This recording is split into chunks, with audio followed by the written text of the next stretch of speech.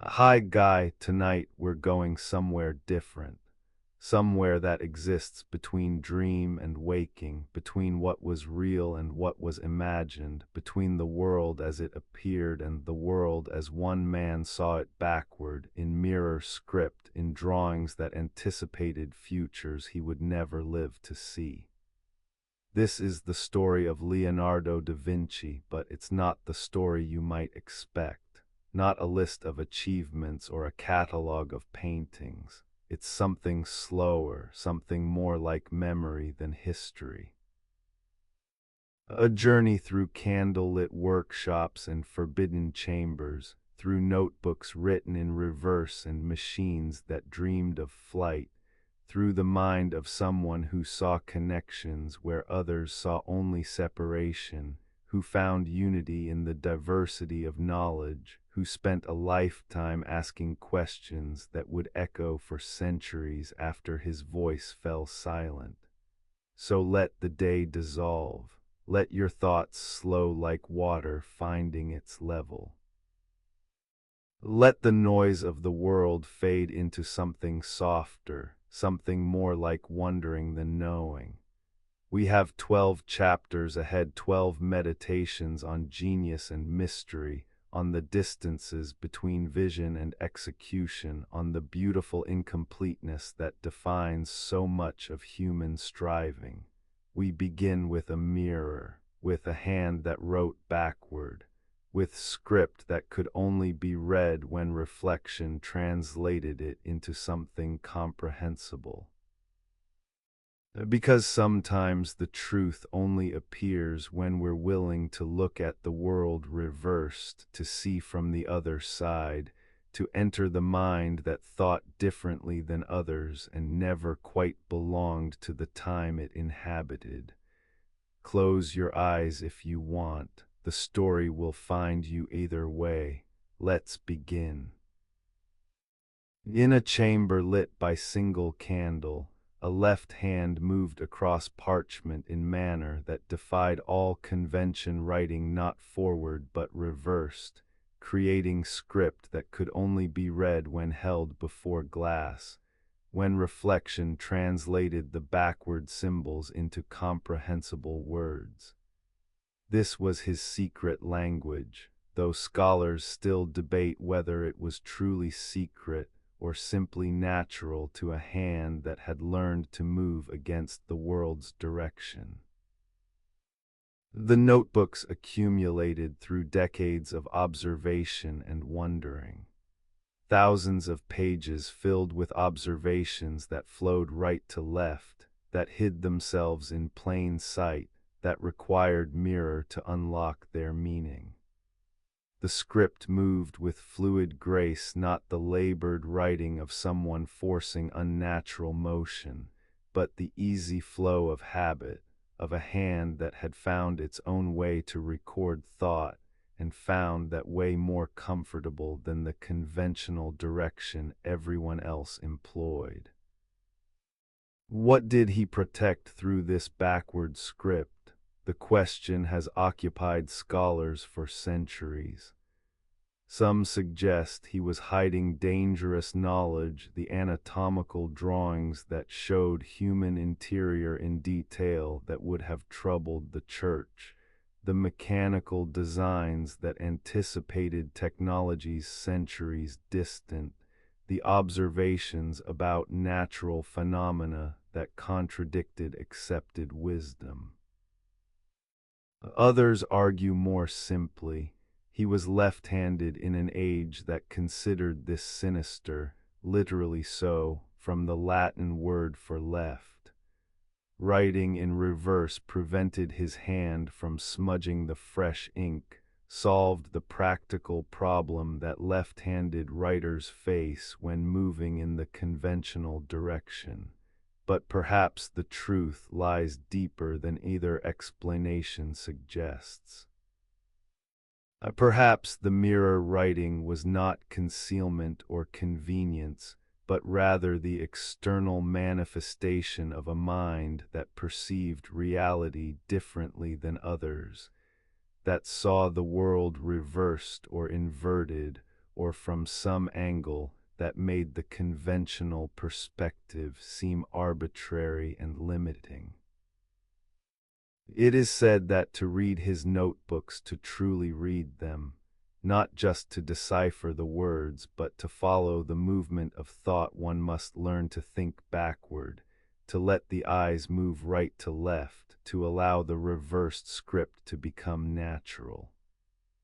Some scholars report that after days or weeks of immersion in the mirror writing, they begin to dream in reversed script, to find their own thoughts wanting to flow in that direction, to understand why a mind might choose this path rather than the conventional one. In candlelit studios in Florence and Milan, in rented rooms in Rome, in the French manor where he would spend his final years, the mirror writing continued. Observations about water and wind, about the way light falls on sphere, about the architecture of bird wings and the geometry of human skull. Notes about paintings in progress and machines imagined. Shopping lists and mathematical calculations. Philosophical reflections and bawdy jokes. All recorded in script that required mirror to translate, that existed in constant state of reversal, that was simultaneously hidden and completely visible, protected only by the assumption that writing should flow in one direction and no other. Whispers tell us that the notebooks contain secrets still. Pages that remain untranslated, not because the script is indecipherable, but because the handwriting was hurried, the words faded by time and handling, the ink degraded by 5 centuries of existence in varying conditions of light and humidity and care. Some pages were damaged by water or fire, some were cut up and dispersed, sold as individual leaves to collectors who valued the drawings more than the context, who saw isolated image rather than part of larger investigation. And in those untranslated passages, in those damaged or dispersed pages, who knows what observations remain hidden, what mechanical principles he discovered but could not build for lack of materials or patronage, what anatomical insights he recorded but never published because publication would have invited scrutiny he preferred to avoid, what questions he asked that we have not yet learned to answer. Beneath the silence of archives and libraries where the notebooks now rest in Windsor Castle and the British Library, in the Louvre and the Ambrosiana, scattered across Europe in collections that would have horrified him with their fragmentation, their separation of pages that belonged together, their treatment of his unified investigation as discrete objects to be catalogued and displayed beneath that archival silence, the mirror writing waits. It waits for eyes willing to look backward, to read against convention's flow, to enter the mind that thought in reversal and wonder what truths might live there still. Not hidden in any sinister sense, not concealed by code or cipher, but simply protected by the accident of direction, by the choice to write left-handed in a right-handed world, by the decision, conscious or unconscious, to let thoughts flow in the direction that felt natural, even if that direction was opposite to everyone else's. The mirror holds its reflection patient and unchanging. Glass has no preference for forward or backward, no judgment about which direction is correct. It simply reverses what it receives, translates without commentary, shows us how the world looks from the other side. And in that reversal, in that patient reflection, the mirror becomes teacher, shows us that perspective is choice, that there are always multiple ways to see, that what seems backward from one angle might be forward from another. Perhaps this is the deeper secret of the mirror writing, not what it concealed, but what it revealed. That Leonardo saw the world from angles others did not consider, that his mind moved in directions that felt unnatural to conventional thinkers, that what appeared to be eccentricity or concealment was actually closer to his truth, his natural mode of perceiving and recording reality. Where memory fades into the particular examples, this drawing of a flying machine, that observation about the moon's light being reflected sunlight, these calculations about the volume of sphere, there remains the essential pattern. The mind that thought backward, the hand that wrote reversed, the notebooks that require mirror to unlock. And in that reversal, in that requirement of reflection to achieve comprehension, perhaps the invitation to look at the world differently, to question the assumption that there is one correct way to see or think or record, to recognize that genius often operates from perspectives that seem strange until we learn to shift our own angle of vision and see what the genius saw. Some voices only echo when we are ready to listen. The mirror writing echoes still not in sound but in image, in the thousands of pages that wait in libraries, in the script that flows right to left, in the invitation to look backward and find that backward might be forward, that reversed might be natural, that the world contains more than one direction and genius often moves in the direction no one else thought to try. The candle burned low in those long-ago workshops, casting shadows that moved as flame flickered. The hand continued writing, swift, confident, moving in its chosen direction without hesitation or doubt. And the mirror waited as mirrors do, ready to translate whenever someone held the page before glass and let the backward become forward, let the hidden become visible, let the secret reveal itself to anyone patient enough to look from the other side. Where the mirror holds its reflection, truth lives inverted, not false, just reversed. Not concealed, just requiring different angle to perceive. And in that inversion, in that requirement of reflection to achieve understanding, the notebooks offer their deepest lesson, that truth has no single orientation, that wisdom can flow in any direction, that the path to understanding sometimes requires us to turn around, to look backward, to see the world as mirror shows it, reversed but recognizable, backward but beautiful, strange but ultimately, finally true.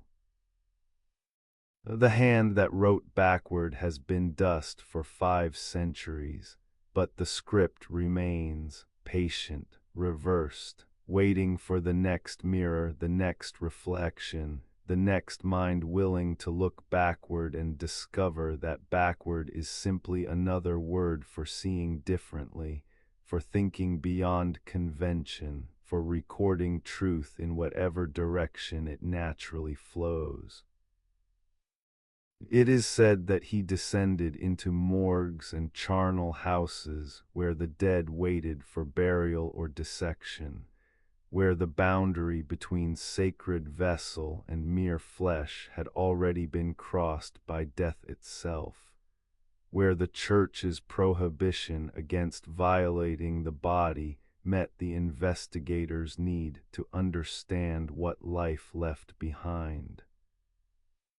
In darkness barely touched by lamplight, in spaces that smelled of death and preservation, In rooms where the only sound was his own breathing and the scratch of charcoal on paper, he studied what remains when spirit departs. The architecture of bone, the mapping of vein and artery, the hidden clockwork that animated flesh until consciousness ceased and only mechanism remained. This was forbidden territory, not legally perhaps, not always, but morally, theologically, in the deep sense that the body was temple, was sacred container, was not meant to be opened and examined and rendered in drawing after careful drawing that showed layer beneath layer, surface beneath surface, the interior geography that no one was supposed to see. The Church's position was clear, if not always consistently enforced. The body was divinely created, made in God's image, and therefore not subject to casual investigation. Dissection might be permitted in limited circumstances for medical education under strict supervision, for legal purposes when foul play was suspected. But the casual opening of bodies to satisfy curiosity, to answer questions about how muscle moved bone or how blood circulated or how the eye captured light, this was transgression, was the confusion of categories between the sacred and the profane, was treating holy vessel as mere machine to be disassembled and understood. Yet he descended into the spaces where death was processed and prepared, into the rooms where bodies waited, into the silence where his questions mattered more than the prohibitions, where understanding was worth the risk of censure or worse, where the systematic pursuit of knowledge overrode the theological concerns that would have stopped a more conventional mind. Whispers tell us that his drawings show interiors with precision that would not be matched for centuries. The chambers of the heart rendered with accuracy that medical science would later confirm, not through guessing or copying from texts, but through direct observation, through the patient sketching of what he saw when he opened the chest cavity and examined the organ still visible in its arrested state.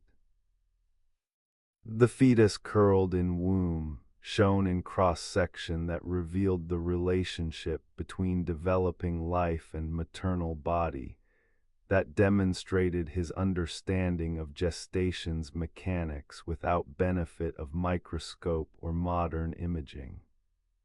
The layers of scalp and skull protecting the brain's mysterious matter, each tissue distinct, each layer serving its function, all of them drawn with an accuracy that suggests he saw with more than eyes, that he understood not just appearance but principle.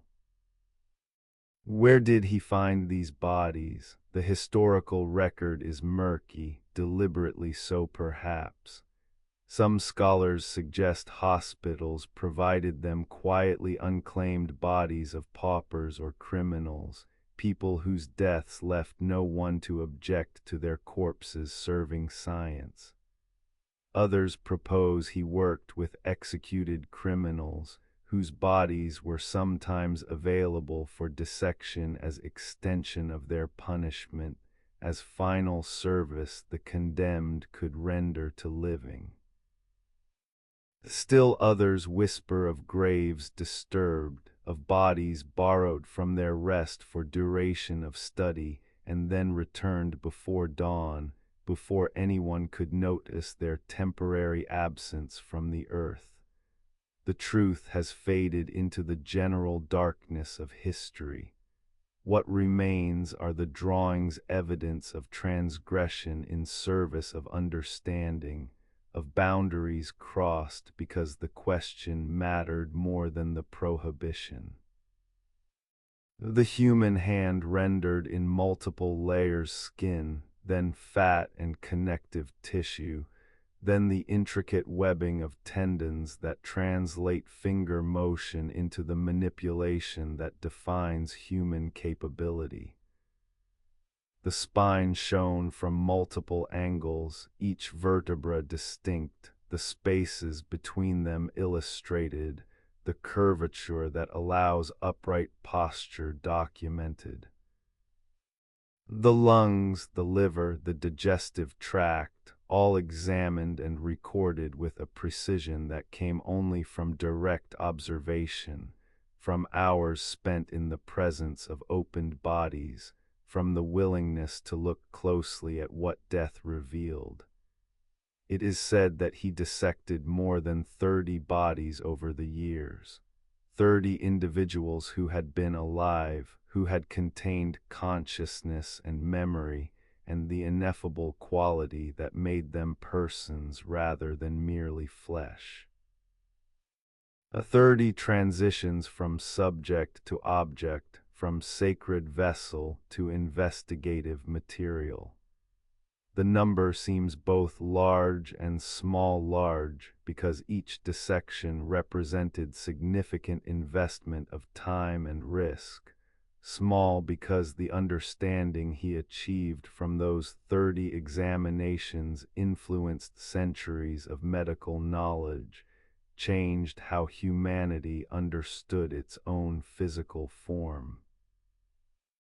Beneath the silence of those forbidden chambers, beneath the lamplight that barely pushed back darkness, beneath the awareness that what he was doing violated conventions and risked consequences, beneath all this, what did he feel? Was there reverence? Did he acknowledge, even silently, that these had been people, that he was privileged to witness their interior architecture, that the knowledge he gained came at cost borne by others who had not volunteered, who had not chosen to become subjects of his investigation? The drawings give no answer. They are clinical, precise, focused on structure rather than sentiment. But between the drawings, in the mirror-written notes that accompany them, occasionally a phrase suggests awareness, a comment about the beauty of design, an observation about the elegance of the solution nature found to particular problem.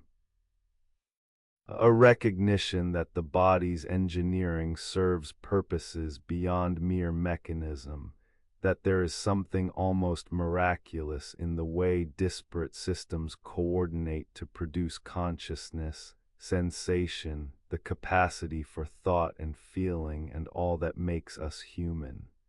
In the chamber of forbidden bodies, he learned the sacred geometry of human form, the divine proportions that govern limb and organ, the engineering that makes flesh capable of housing consciousness.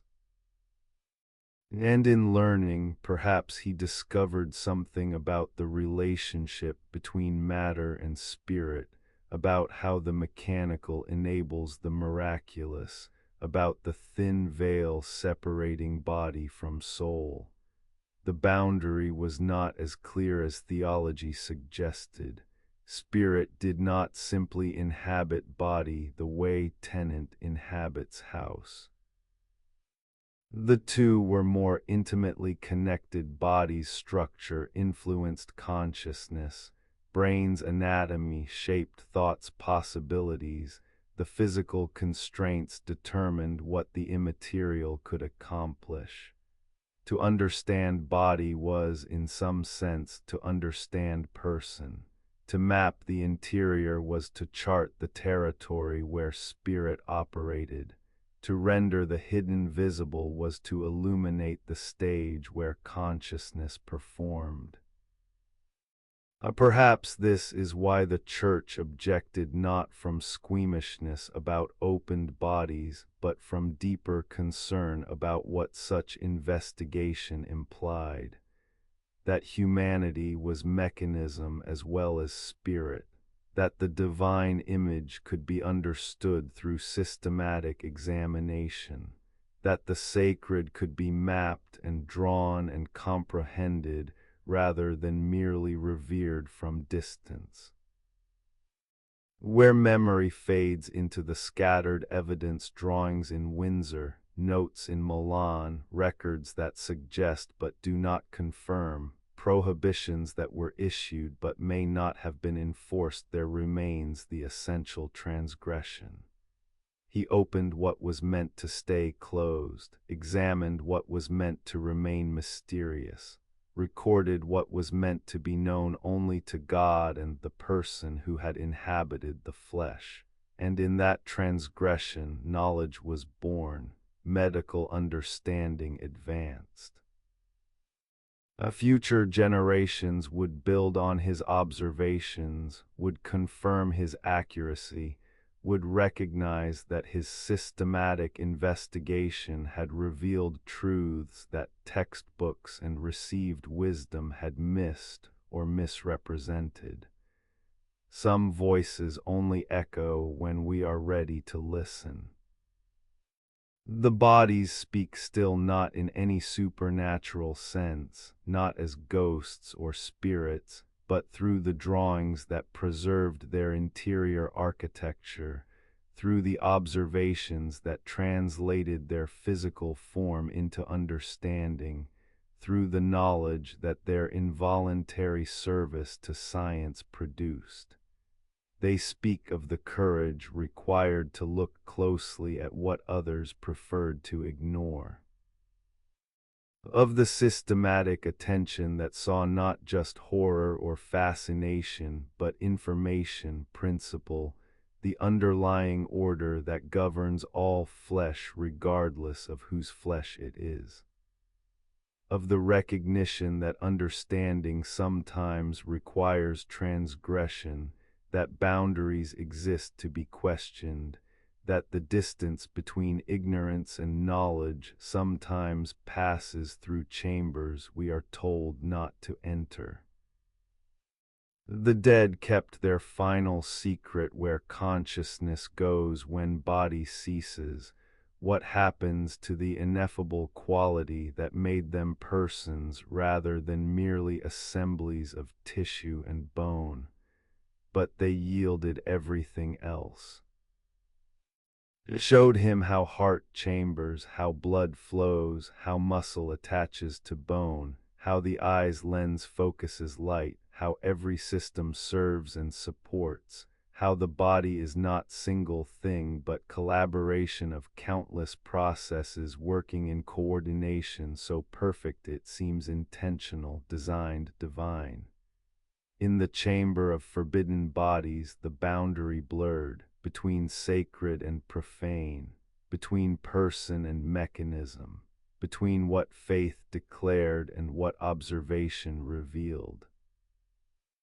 And in that blurring, in that zone of uncertainty where he worked by lamplight among the dead, understanding was born, difficult, transgressive, forbidden, but undeniably valuable, undeniably true. The chambers are empty now, the bodies long since buried or scattered, the lamplight extinguished. But the drawings remain witness to what he learned in those forbidden spaces, evidence of the systematic investigation that would not stop at boundaries, testament to the conviction that understanding was worth the risk, that knowledge justified the transgression, that the human form was worthy of close study regardless of the theological objections. Where the forbidden was examined, mystery yielded. Not completely, some questions remain unanswered, some observations were wrong, some understanding awaited technologies he could not imagine. But yielded enough, yielded sufficient understanding to change how humanity saw itself, to advance medical knowledge by centuries, to prove that the systematic investigation of even forbidden subjects could produce results that justified the courage required to enter the chamber and look closely at what death revealed. High in rented rooms with windows facing sky, he sketched machines that would lift human weight into air contraptions of wood and canvas, of lever and pulley, of human muscle amplified through mechanical advantage into something approaching flight. The obsession began, as so many of his investigations began, with patient observation. Birds wheeling overhead, bats flickering through Florentine evening. The way wing beat translated into lift, the geometry of feathers catching air. The angle at which surfaces met wind to generate the force that defied gravity's ancient claim on all earthbound things. If nature could accomplish flight through evolved form, he reasoned, then human engineering might replicate the principle through crafted mechanism. This was not fantasy or wishful thinking, but systematic extrapolation from observed phenomena. Birds flew, this was undeniable. They possessed no magic, no divine dispensation, nothing beyond physical form shaped by ages of selection into configuration that worked. If birds could fly through natural engineering, then artificial engineering might accomplish the same result given sufficient understanding of forces and forms. The notebooks filled with wing designs. Pages and pages of sketches showing variations on the basic principle, some mimicking bird anatomy directly, with articulated structures that moved like natural wings, others extrapolating principles into configurations nature had never attempted, applying human understanding of leverage and force to create wings that did not copy but interpreted, that took nature's solution as inspiration rather than template. It is said that the ornithopter designs machines with wings that would flap rather than remaining fixed, became his primary focus for years of investigation. These were not casual sketches, but detailed engineering drawings showing how human body would interface with mechanism, how arm and leg motion would translate through clever linkage into the wing beat that might, that should, that almost certainly would generate sufficient lift to raise human weight into the realm that birds owned exclusively. The pilot would lie prone, he decided, to minimize wind resistance. Arms would work levers that pulled the wings leading edge downward. Legs would drive pedals that controlled the trailing edge and perhaps also provided power for the upstroke. The entire body's strength, not just arms or just legs, but the coordinated effort of whole person would be required because the wing's surface area needed to be substantial, needed to move enough air to generate lift sufficient for human weight plus machine weight, needed to overcome not just gravity but also air resistance and the mechanical inefficiencies inevitable in any system of levers and pulleys and flexible joints. Whispers tell us that he built models. Small demonstration pieces that showed how the linkages worked, how the wing surfaces articulated, how force applied here translated into motion there. Some scholars suggest he attempted full-scale construction, that somewhere in the hills outside Florence or Milan he tested these machines, that he or brave assistants actually tried to fly using ornithopters of wood and canvas, launching from hillside or tower in the desperate hope that theory would translate into actual flight. But there is no record of success, no documented flight, no witness testimony that says, "I saw Leonardo da Vinci or his assistant rise into air on mechanical wings and fly, actually fly even briefly, even just a few feet above ground." The silence suggests that if attempts were made, they ended in failure. The wings did not generate sufficient lift, or the control proved impossible. Or the mechanism was too heavy, the pilot too weak, the understanding not quite complete enough to bridge the gap between theory and actual flight. Yet the investigation mattered. The systematic observation of birds in flight, the careful notation of wing shape and motion, the mechanical analysis of how surfaces meeting air at particular angles generate forces that can lift weight. All of this approached the principles that would eventually, 4 centuries later, enable powered flight. His understanding was incomplete. He did not fully grasp the importance of lift-to-drag ratio, did not recognize that flapping was perhaps the most difficult way to achieve flight, did not have access to engines that could provide power beyond what human muscle could generate.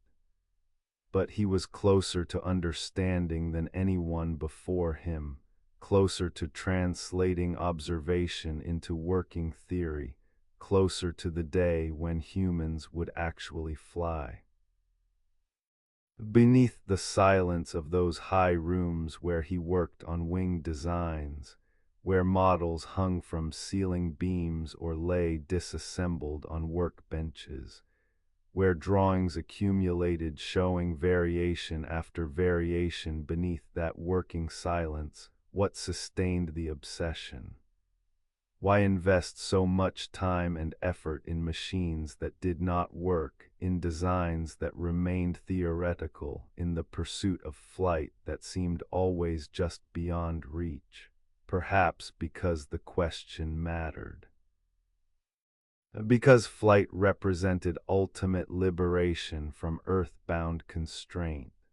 Because if humans could fly, the world would become different, place distances would shrink, geography would transform, the very nature of human experience would change. Or perhaps more simply because the problem was solvable, seemed solvable, appeared to be merely a matter of sufficient understanding and clever engineering, and he could not let go of solvable problems even when the solution remained elusive. The drawings show remarkable attention to detail, not just the overall wing structure but the small components, the joints that would need to flex without breaking, the materials that would provide strength without excessive weight, the control surfaces that would allow the pilot to steer.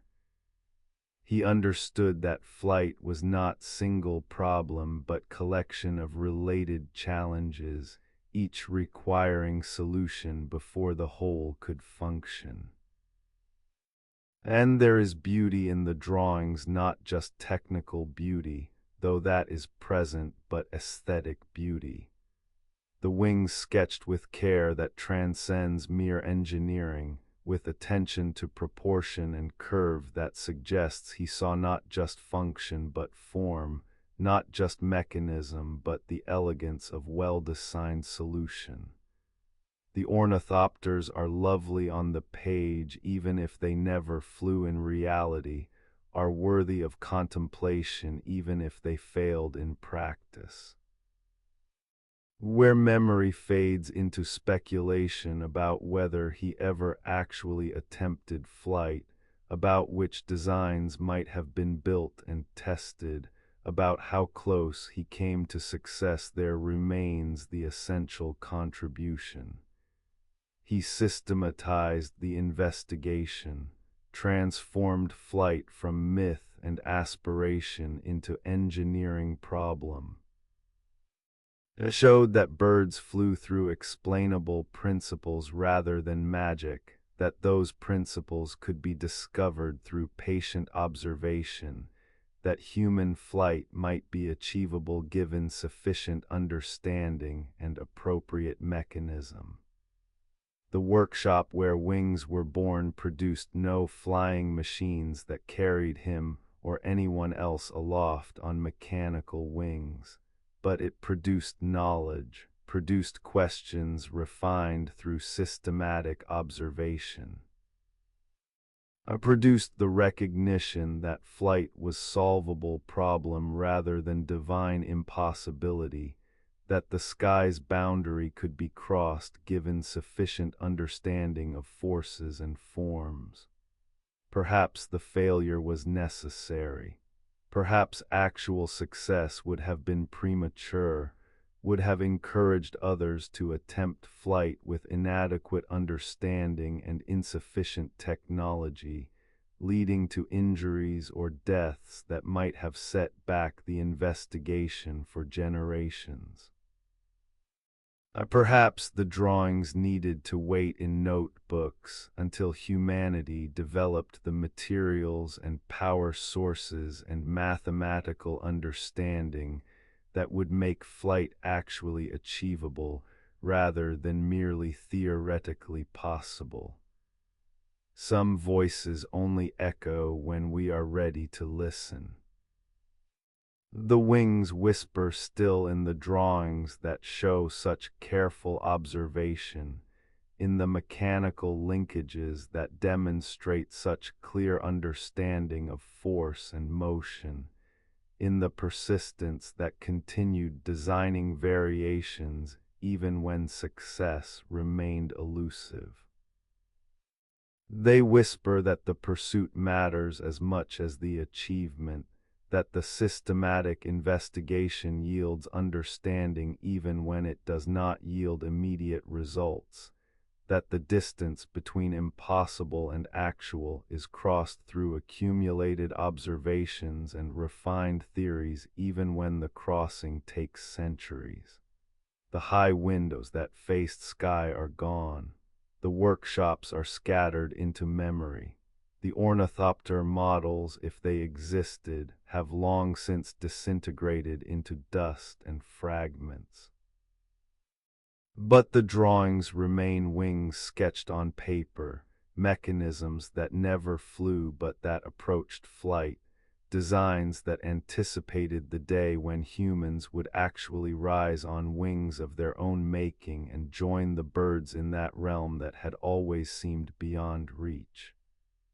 And in those sketches, in those careful drawings of wings and linkages, in the systematic investigation of how flight might be achieved there, the future was already present, not realized, not fulfilled, but implicit, waiting, ready to be born when technology and understanding finally matured to the point where theory could translate into actual wings, carrying actual humans into air that had always been birds' domain exclusively.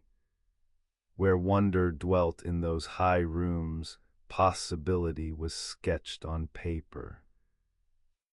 And the sketches persist, patient, beautiful evidence that genius sometimes consists not of achieving the impossible, but of showing that the impossible is merely difficult, merely a matter of sufficient understanding and appropriate technology, merely waiting for the moment when observation and theory and capability converge. The workshop where wings were born gave birth to knowledge rather than working machines. But knowledge is its own form of flight, lifting understanding above common assumptions, soaring beyond conventional wisdom, proving that the sky's limit is not final boundary but challenge awaiting systematic investigation by minds willing to look up and ask, why not? How might this be accomplished? What principles govern flight, and how might those principles be harnessed for human use? The questions remain, the drawings persist. And the wings, though they never flew, continue to inspire, reminding us that the distance between dream and reality is measured not in inspiration alone, but in patient observation, in careful drawing, in systematic variation and refinement, in the willingness to pursue understanding even when achievement remains elusive, even when the goal stays just beyond reach, even when success waits for future generations to finally accomplish what the genius could only imagine and sketch and dream. She sits in eternal patience, hands folded, lips curved in expression that has haunted viewers for 5 centuries, suggesting knowledge, suggesting mystery, suggesting that she knows something the observer does not and never will. The Mona Lisa gazes from her panel with eyes that seem to follow, that seem aware despite being merely paint and varnish, that achieve through his technique something approaching actual presence. It is said that the painting was never finished, or rather was never abandoned, never reached the state where he could say, "It is complete, it needs nothing more, I can deliver it to whoever commissioned it and move on to other work." Instead, it remained with him, traveled with him from Florence to Milan to Rome to France, was refined and adjusted and reconsidered through decades of possession, became companion piece, became the artwork he could not or would not complete because completion would mean ending the conversation between painter and subject, between intention and execution, between vision and the reality of pigment on panel. What is the secret of her smile? The scholars have proposed countless theories through the centuries since the painting entered the Louvre, since it became perhaps the most famous artwork in human history, since it became icon reproduced and parodied and analyzed, until the original became difficult to see beneath the layers of interpretation. Some suggested she was pregnant, that the slight fullness of face and the particular quality of expression captured the inward awareness of carrying new life. Others proposed she had just received joyful news, or had heard an amusing remark, or was simply in pleasant mood when he sketched the initial composition. But perhaps the secret is not in her expression but in his perception. The ability to see not fixed state but transition, not single emotion but the fluid movement between failings, the recognition that human expression is never static but always becoming, always hovering between one state and another. This was the innovation of sfumato, the technique of blurring edges, of avoiding hard lines, of building form through subtle gradations of tone rather than through defined boundaries. The result was faces that seemed alive, that appeared to shift slightly when looked at from different angles or in different lights, that possessed the ambiguity of actual human expression rather than the frozen quality of conventional portraiture. Whispers tell us that the painting occupied him for years, perhaps for the rest of his life. Not continuously, there were other projects, other paintings, other investigations into anatomy and engineering, and the countless subjects that captured his restless attention.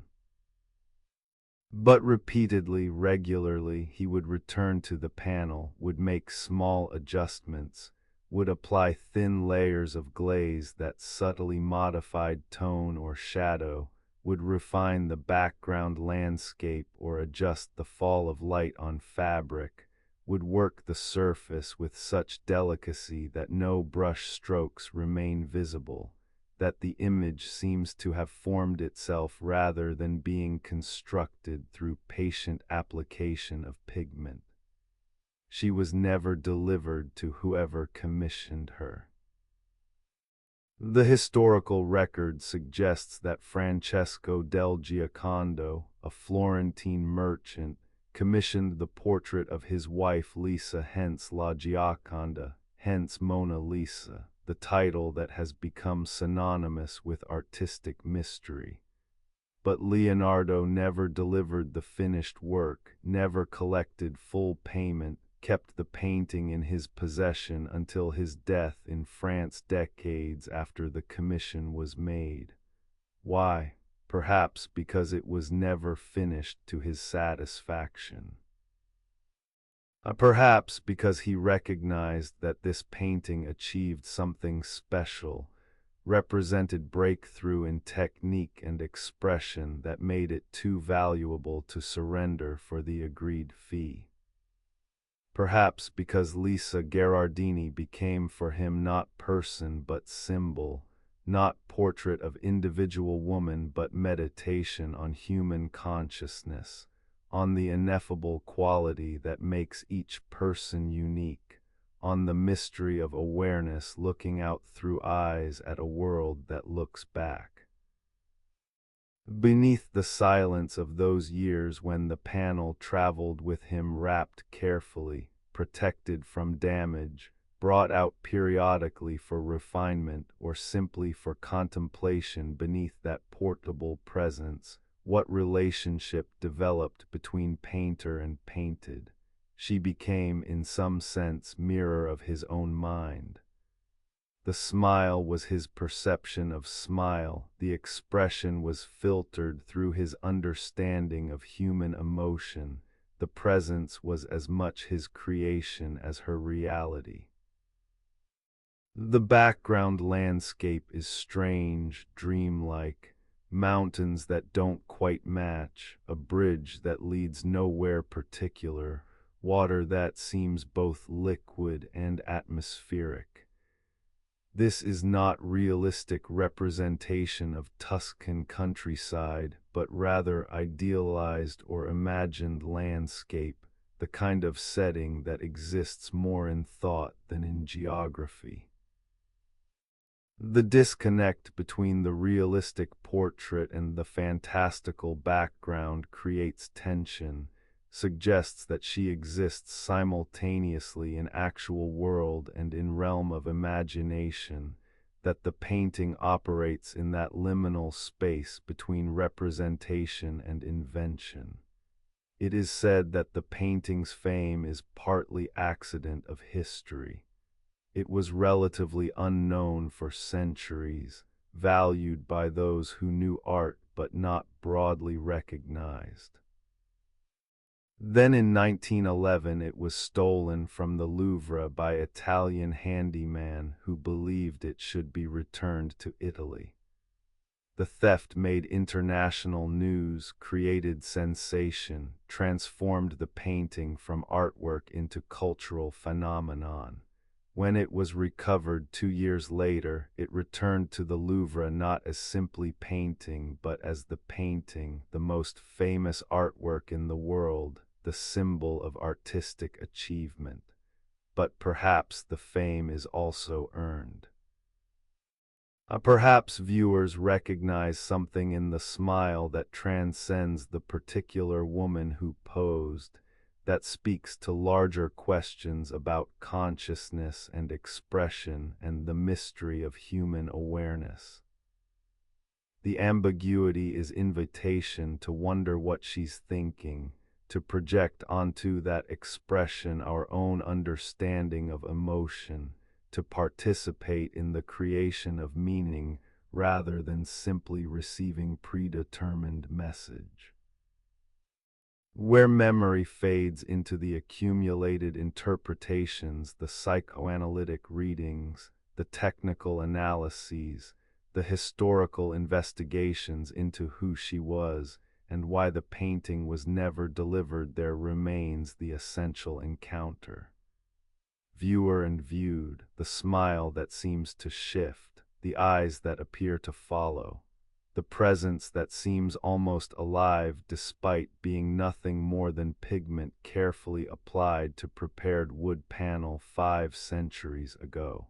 Some voices only echo when we are ready to listen.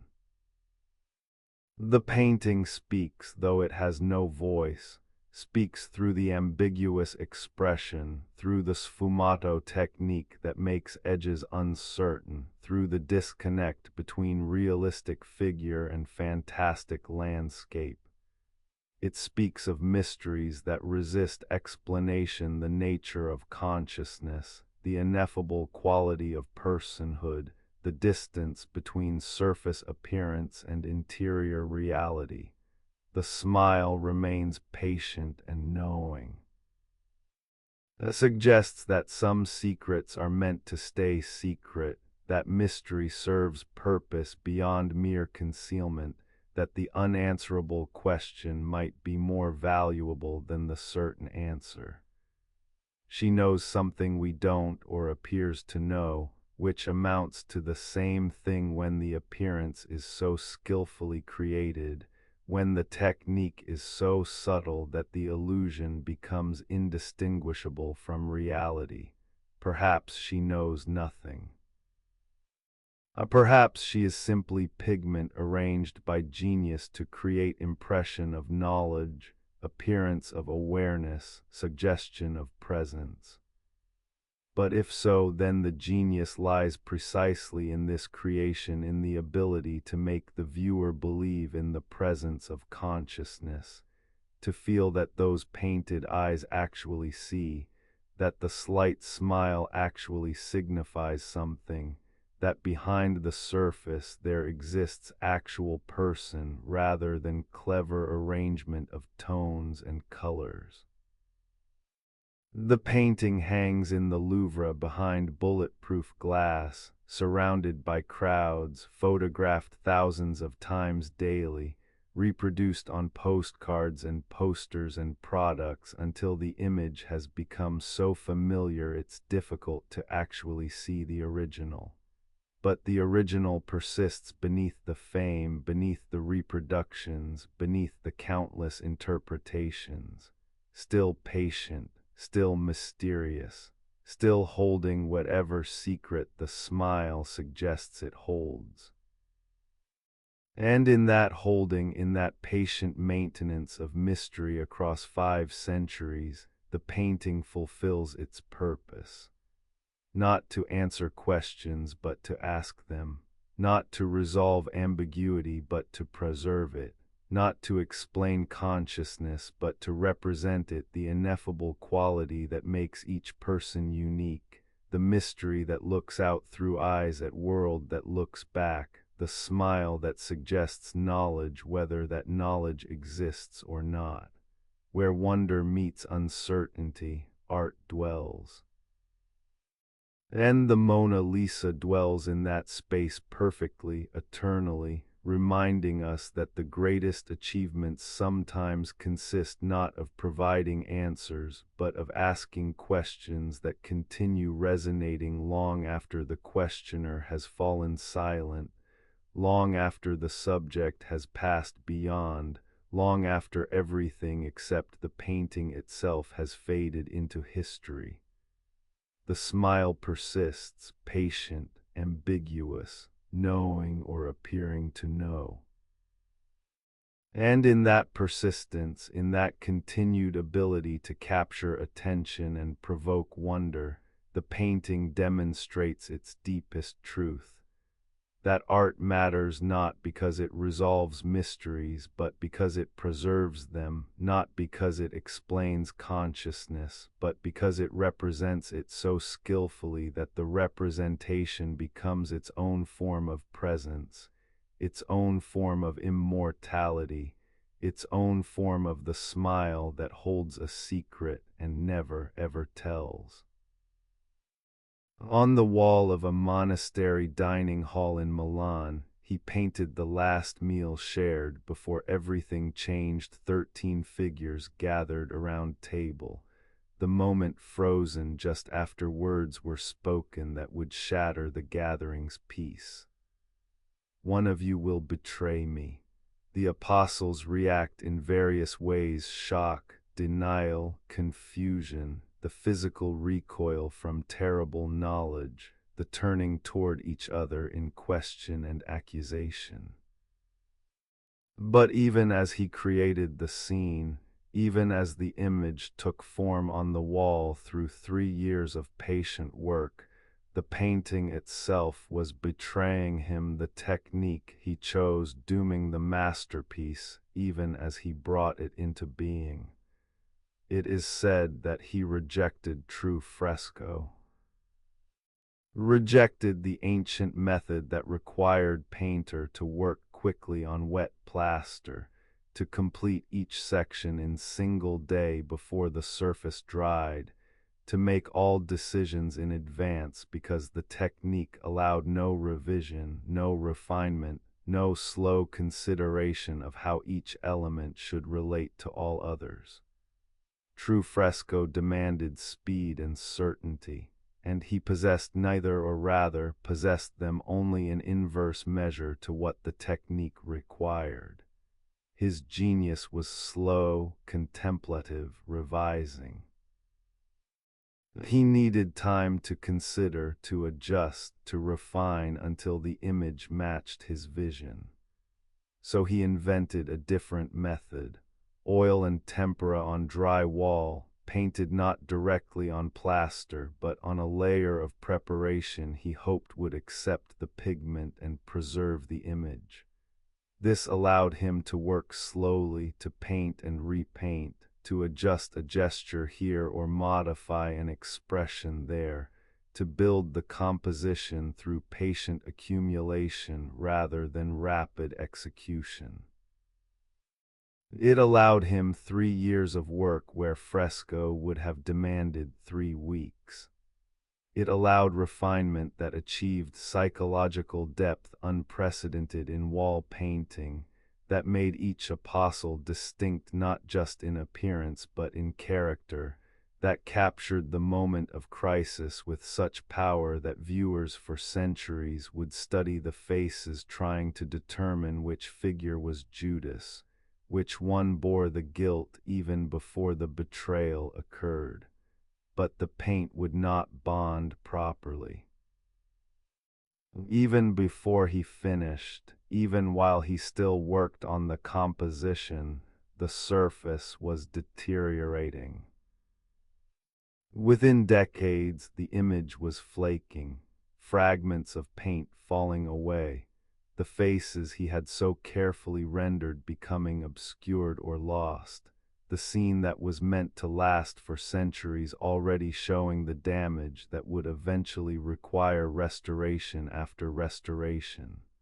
Layer upon layer of intervention that would transform the original surface into palimpsest, into archaeological site where successive generations tried to preserve what he had created while inevitably altering it in the process. Whispers tell us that perhaps this was fitting.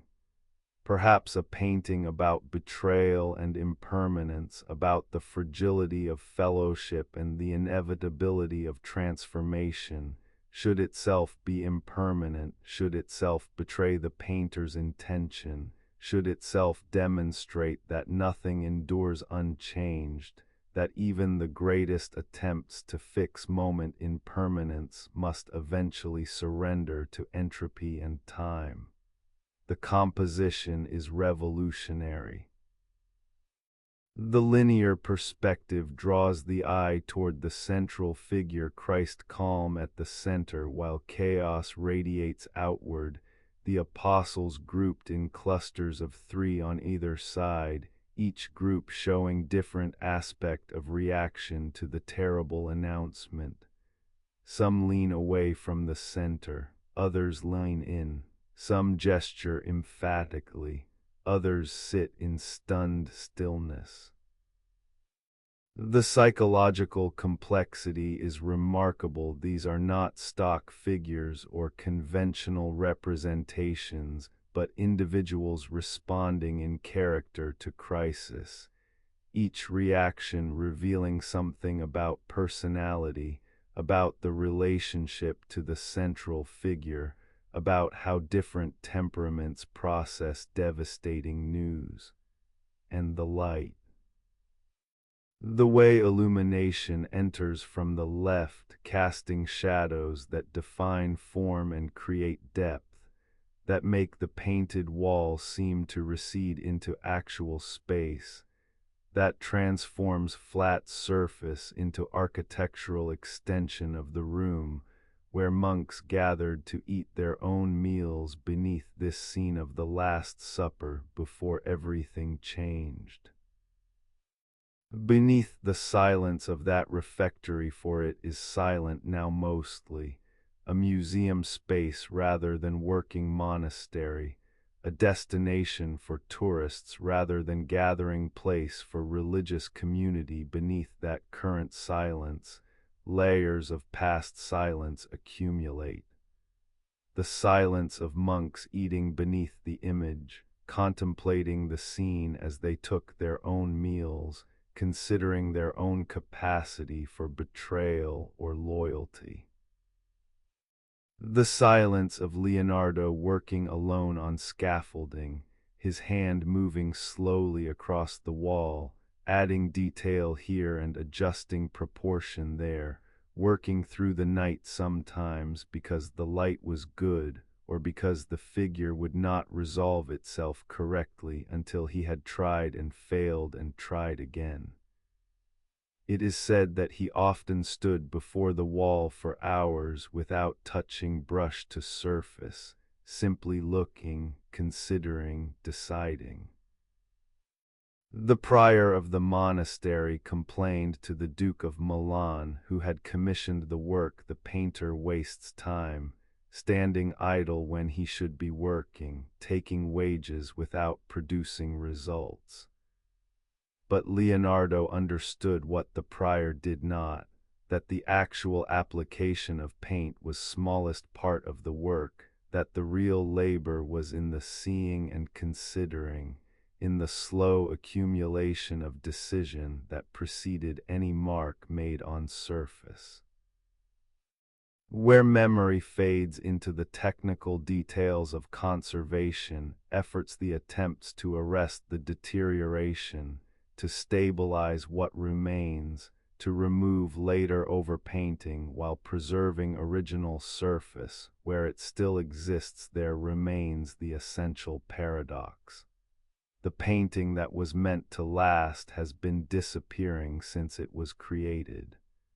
The image that was supposed to preserve the moment for eternity has required constant intervention to survive even partially.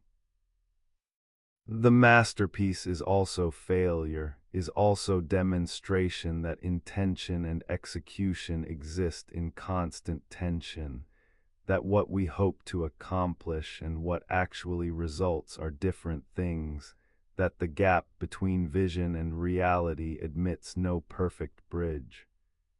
Yet it endures, damaged, restored, over-restored, partially lost, partially reconstructed by conservators working from old copies and written descriptions. It endures. Not in the pristine state he left it, assuming there was ever moment when he considered it truly finished, but as record of ambition, as demonstration of what wall painting could achieve in psychological depth and compositional sophistication, as meditation on betrayal and fellowship, and the moment when community fractures under the weight of knowledge that one among them will betray everything they represent. The wall crumbles slowly. The paint continues flaking despite all efforts at conservation. A time and humidity and the simple fact of existence in material world where nothing remains unchanged, all of this continues the degradation that began almost as soon as he applied paint to wall. Perhaps in another century, another few centuries, the image will be gone entirely except in reproductions, in the countless photographs and copies that have been made, in the memory of what once existed on that refectory wall. But for now it remains, faded, damaged, heavily restored, but recognizable. The central figure still calm, the apostles still reacting, the moment still frozen in that instant after the terrible words were spoken, before the future they announced had actually arrived, in the suspended time between revelation and consequence when everything has changed but nothing has happened yet. Some voices only echo when we are ready to listen. The Last Supper speaks of impermanence while trying to create permanence, of betrayal while attempting fidelity to vision, of the gap between what we intend and what we accomplish.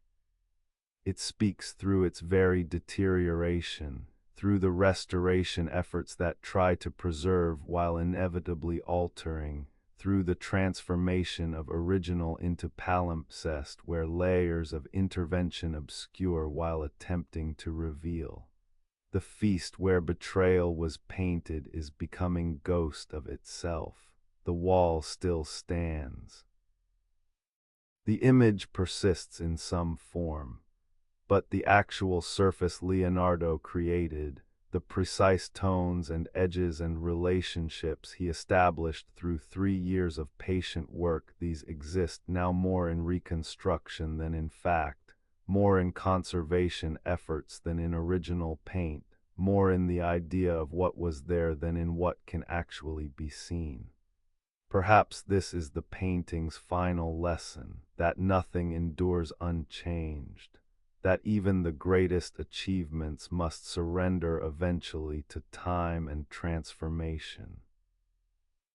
That the attempt to fix moment in permanence is noble but finally impossible, that material existence admits no exceptions, that everything made by human hands will eventually return to dust or require such intervention to preserve it that the preservation becomes its own form of transformation.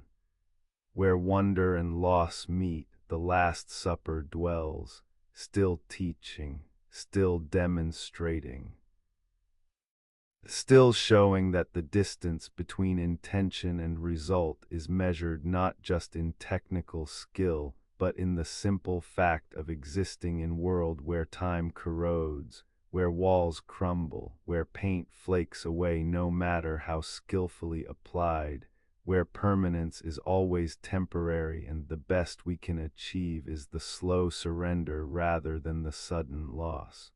The refectory wall holds what remains. The monks who once ate beneath it are dust. Leonardo, who painted it, has been dust for 5 centuries.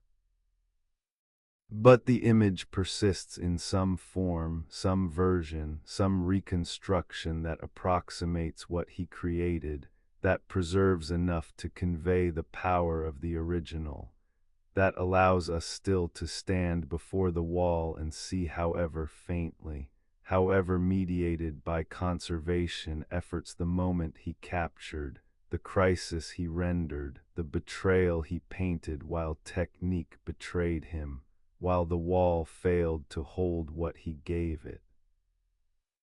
While impermanence demonstrated itself through the very act of trying to create permanence.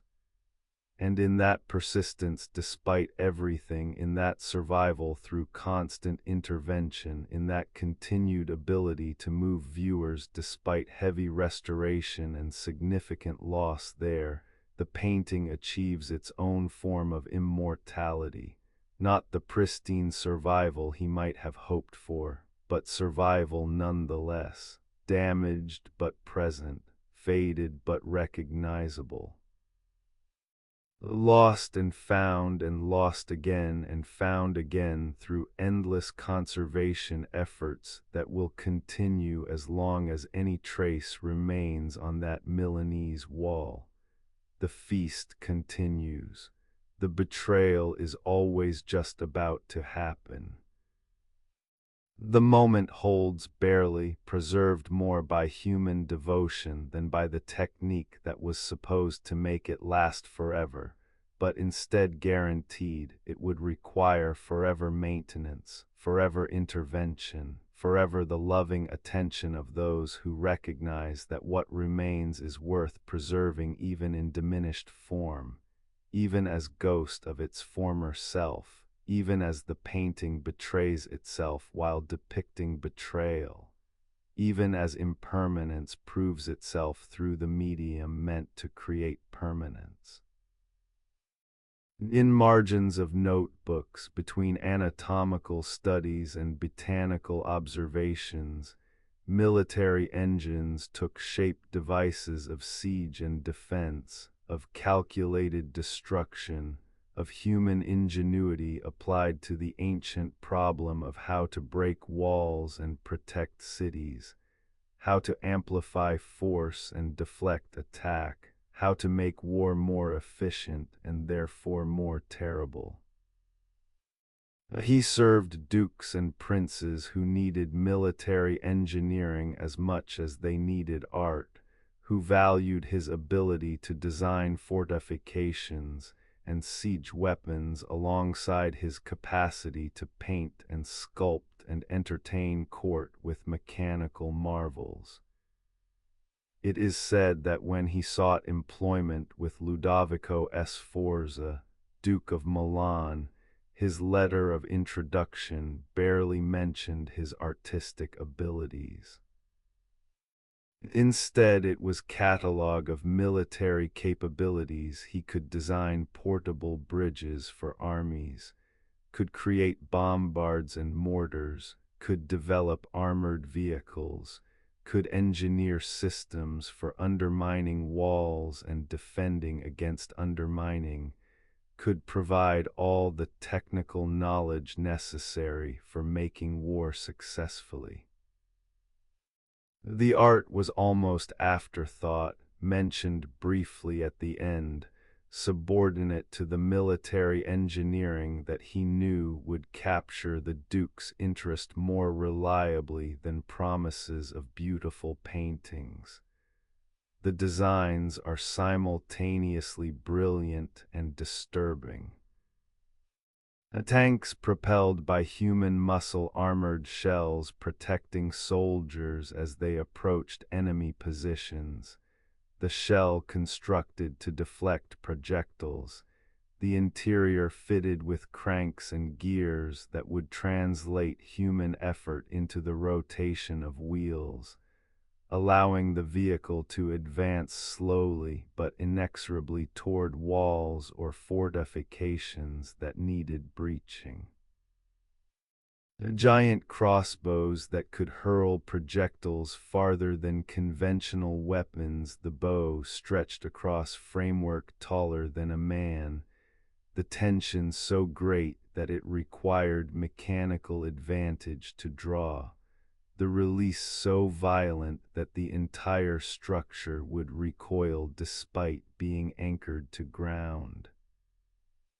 Whispers tell us about the scythed chariots, war carts fitted with rotating blades that would cut down infantry as the vehicle passed through their ranks, that would turn cavalry charge into mechanical harvesting, that represented warfare at its most impersonal and most brutal.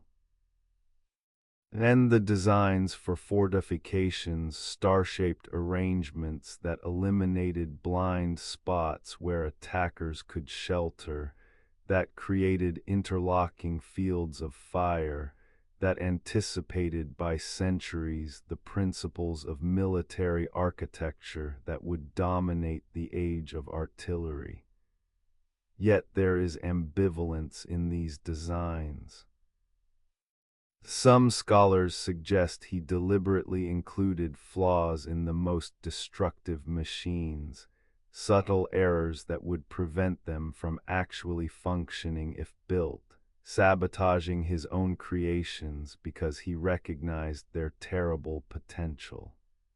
The tank design, they note, has the cranks arranged so that the operators would work against each other, would cancel each other's effort rather than combining it, would render the vehicle immobile despite all the elaborate mechanism. Was this intentional? Did he offer the design to satisfy patrons who wanted military innovations while ensuring that this particular innovation could never actually work? The evidence is ambiguous. The flaw could be error, could be the result of sketching quickly without full consideration of how components would interact. Or it could be deliberate, could be the choice of someone who understood that knowledge is power, but that power can corrupt, that the same principles enabling creation also enable destruction, that the engineer bears some responsibility for how the engineering is used. Beneath the silence of libraries where these designs now rest in Madrid and Paris, in London and Milan, scattered across collections that have preserved them as historical curiosities while ensuring they were never built beneath that archival silence, questions persist. What did he think as he drew these machines? Did he believe in the wars they would serve? Did he consider the soldiers who would die to these devices, the cities that would fall, the destruction that would follow from making warfare more efficient? Or did he see only the intellectual challenge, the puzzle of forces and materials and mechanisms, the satisfaction of solving problem regardless of whether the solution should be implemented? There is danger in this abstraction, in treating war as engineering problem divorced from human consequence, in forgetting that the efficiency gained means lives lost more quickly, that the innovation serves destruction however elegant the mechanism. It is said that many designs were never built. Not because of moral qualms, but because patrons lacked resources, because the mechanisms required materials not yet available, because the practical difficulties of construction exceeded what could be accomplished with Renaissance technology. The tank required metal working beyond what craftsmen of the time could achieve. The giant crossbow would have been so massive that transporting it would have been nearly impossible. The scythed chariots assumed level battlefield and disciplined enemy formations that rarely existed in actual combat. So the machines remained dreams, remained sketches in notebooks, remained possibilities that were never actualized, that existed in that liminal space between conception and reality, between what could be imagined and what could actually be built and used. Perhaps this was fortunate. Perhaps the world was better for these innovations remaining theoretical, for the destructive potential staying locked in drawings rather than manifest in functioning weapons. Perhaps the gap between Renaissance technology and his imagination saved lives, prevented wars from becoming even more terrible than they already were, where memory fades into speculation about his intentions, about whether he hoped these designs would be built, or was relieved when they remained on paper. There remains the essential tension. Innovation is neutral. The principles that enable flight also enable bombing from altitude. The understanding of forces that allows bridges to span rivers also allows walls to be more efficiently destroyed. Knowledge serves whoever commands it, applies to whatever purpose the powerful choose. Some voices only echo when we are ready to listen. The war machines whisper uncomfortable truths about the relationship between genius and destruction, between intellectual achievement and moral responsibility, between what we can create and what we should create. They whisper that brilliance is not virtue, that the ability to imagine and design does not come with wisdom about when to build and when to refrain, that the engineer who serves princes must consider what those princes will do with the engineering. The machines that dreamed of war remain dreams mostly. Some were built, the fortifications influenced military architecture, the principles of angled walls and interlocking fields of fire were adopted and refined through succeeding centuries. But the tanks and giant crossbows and scythed chariots stayed on paper, stayed in the realm of possibility rather than actuality, contributed to military theory perhaps, but not to actual battlefield destruction. Yet they haunt the notebooks. Appear between beautiful drawings of lilies and careful studies of human hands. Create strange juxtaposition, the same mind that observed flower petals with such tenderness designed machines to kill with such efficiency. The same skills that allowed him to capture Madonna's gentle smile allowed him to engineer fortifications that would doom attackers to slaughter. This is perhaps the deepest lesson of the war machines, that genius is not necessarily good, that brilliance can serve any master. That the human capacity for creation and destruction are intimately linked, that they spring from the same systematic understanding of forces and materials and principles, that what enables one enables the other, that knowledge is tool that cuts both ways. The drawings wait in libraries, the war machines remain unbuilt mostly. The dreams of efficient destruction stayed dreams. But the tension persists between innovation and ethics, between what we can imagine and what we should create, between serving patrons who command and serving conscience that questions, between the intellectual satisfaction of solving problems and the moral responsibility of considering what solutions enable. Where the machines dreamed, destruction was imagined but not entirely implemented.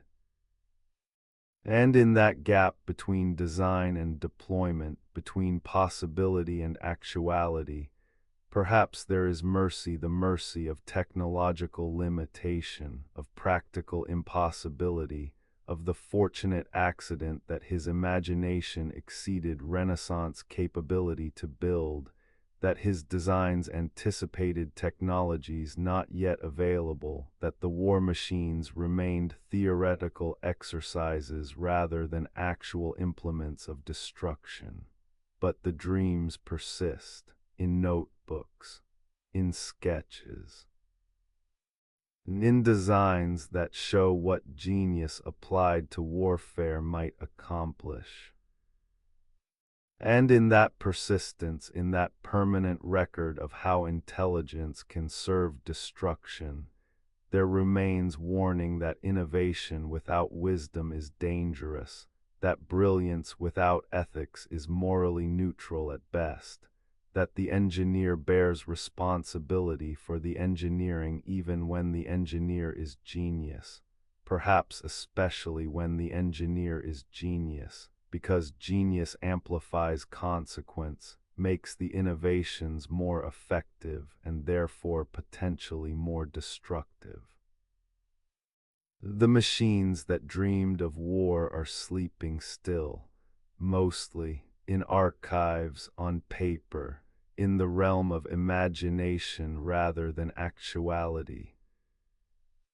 But they remind us that dreams can be nightmares, that some visions should perhaps remain unrealized, that the distance between what we can create and what we should create is measured not in technical capability, but in moral wisdom, the wisdom to know when to build and when to refrain, when to innovate and when to leave possibility unexplored, when to serve the patron's request, and when to quietly ensure that the most terrible designs contain flaws that make them impractical, unusable. Safely theoretical. Water obsessed him, its movement and power, its capacity to erode stone and carve landscape over geological time scales, its refusal to be permanently contained, its response to gravity and obstacle, its formation of vortex and wave, its demonstration of physical principles in visible, flowing form that could be observed and sketched and studied with patient attention that revealed patterns within patterns, complexity within apparent simplicity. It is said that he spent hours, days, years accumulated across his lifetime observing rivers and streams, standing on bridges watching current move around piers, noting how the water accelerated where channel narrowed, how it formed standing waves where flow encountered resistance, how it created spiral patterns downstream of obstacles, how the surface appearance concealed layered complexity beneath, how what looked like chaos was actually order operating at scales and speeds that made pattern difficult to perceive. The drawings show remarkable understanding. A turbulence rendered with accuracy that would not be mathematically described until centuries later, until fluid dynamics became established discipline with equations that could predict what he could only observe and sketch. The spiral patterns water makes when constrained or released, the vortices that form where fast stream enters still pool, the eddies that develop in river bends, the complex choreography of currents layering and interweaving, as water seeks paths of least resistance while also possessing force sufficient to reshape landscape given time. Whispers tell us that water became metaphor as well as subject. The way it adapts to container, takes the shape of whatever holds it without losing its essential nature. The way it finds paths around obstacles, flowing over or under or around rather than simply stopping. The way it demonstrates persistence, soft and yielding in the moment, but capable of wearing away the hardest stone through patient repetition, through the accumulated effect of countless small actions that individually accomplish nothing but collectively transform landscape.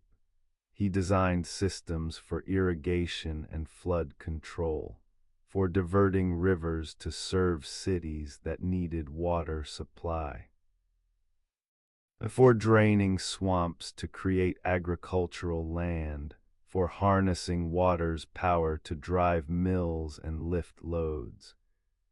The practical applications interested him, the engineering challenges of moving water from where it was to where it was needed, of protecting settlements from floods, of channeling the river's force into useful work. But beneath the practical applications lay deeper fascination with flow itself, with the principle of motion through resistance, with the way water demonstrates physical laws in form that can be observed without instruments, that speaks directly to eyes willing to watch patiently, that teaches principles of dynamics and force that apply beyond just water, that govern all movement, all transformation, all the ways matter responds to forces acting upon it. It is said that in his final years, the water drawings became almost abstract.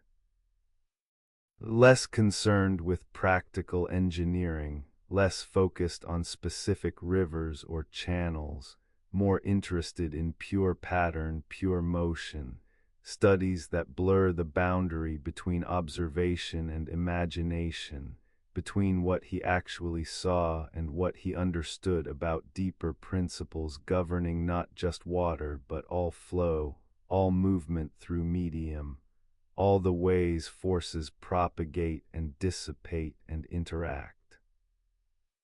These late drawings show water as almost alive, as though it possessed intention, as though the vortices and waves were not just mechanical results of forces, but expressions of something approaching will. The spirals become intricate, elaborated beyond what simple observation would yield, developed into patterns that suggest he was seeing not just surface but the underlying structure, the mathematical reality that governs how fluids behave, even when that mathematics had not yet been formulated by anyone. Beneath the silence of those final investigations into water's nature, for he worked on these studies even as his health declined, even as the paralysis claimed his right hand and made drawing difficult beneath that persistent attention, what sustained the fascination? Why return again and again to water, to its patterns and principles, to the sketching of flows and vortices that yielded no immediate practical application, that served no patron's need, that existed simply as inquiry into nature's fundamental operations, perhaps because water is everywhere? Because understanding water means understanding a principle that manifests constantly, that can be observed in fountain or river, in rain falling or ocean waves breaking, in any context where liquid moves through space. To understand water is to understand motion itself, to grasp principles that apply universally, even though they manifest most visibly in flowing streams. Or perhaps because water is beautiful. Because the patterns are aesthetically satisfying independent of their scientific interest. Because the spiral has appealed to human perception since prehistoric times, appears in art and architecture across all cultures, represents something fundamental about how humans see and understand pattern and order. The water drawings are scientifically valuable, but they are also simply beautiful, worth creating for their own sake, worth the time spent observing and sketching, worth the effort even if no practical application ever followed. Where memory fades into the accumulated thousands of drawings, some clearly depicting specific streams or channels, others so abstract they could represent any water or all water, or perhaps the ideal of water existing more in thought than in any particular physical manifestation, there remains the essential commitment to observation, to patient attention, to the conviction that nature rewards close watching, that patterns reveal themselves to eyes willing to look long enough, that understanding accumulates gradually through systematic study, rather than arriving complete in sudden revelation. Some voices only echo when we are ready to listen. The water speaks still in the drawings that captured its motion, in the observations that anticipated fluid dynamics by centuries, in the recognition that what appears chaotic is actually ordered, that turbulence follows rules even if those rules are complex, that nature operates according to principles that can be discovered through patient observation, even when the mathematics to describe those principles has not yet been invented. The river that taught him flow continues flowing. Not the specific streams he observed, those have changed course or been dammed or modified beyond recognition by 5 centuries of human intervention. But water continues behaving according to the same principles, continues demonstrating the same patterns he sketched so carefully, continues teaching the same lessons to anyone willing to watch with the attention he brought to observation. His understanding was incomplete. He did not have equations, did not have the mathematical framework that would later describe fluid dynamics precisely, could not predict quantitatively how water would behave in specific circumstances. But he saw deeply into the qualitative nature of flow, understood patterns that would later be confirmed by mathematical analysis, recognized that water's behavior was not random but lawful, not chaotic but complexly ordered. The drawings remain as testament to patient observation, to the value of sustained attention, to the recognition that understanding accumulates gradually, that nature yields its principles slowly to those willing to watch and sketch and return again and again to the same observations, refining understanding through repetition, through the patient accumulation of examples, through the slow recognition of pattern within variation. Where wonder flows, understanding follows. The water taught him about persistence, how soft can wear away hard given time. About adaptation, how flow finds path around obstacle. About complexity, how simple rules can generate intricate patterns. About beauty, how nature's operations are aesthetically satisfying independent of their functional purpose. And in learning from water, perhaps he learned about himself, about the nature of genius, about how understanding develops through the same kind of flowing persistence that water demonstrates.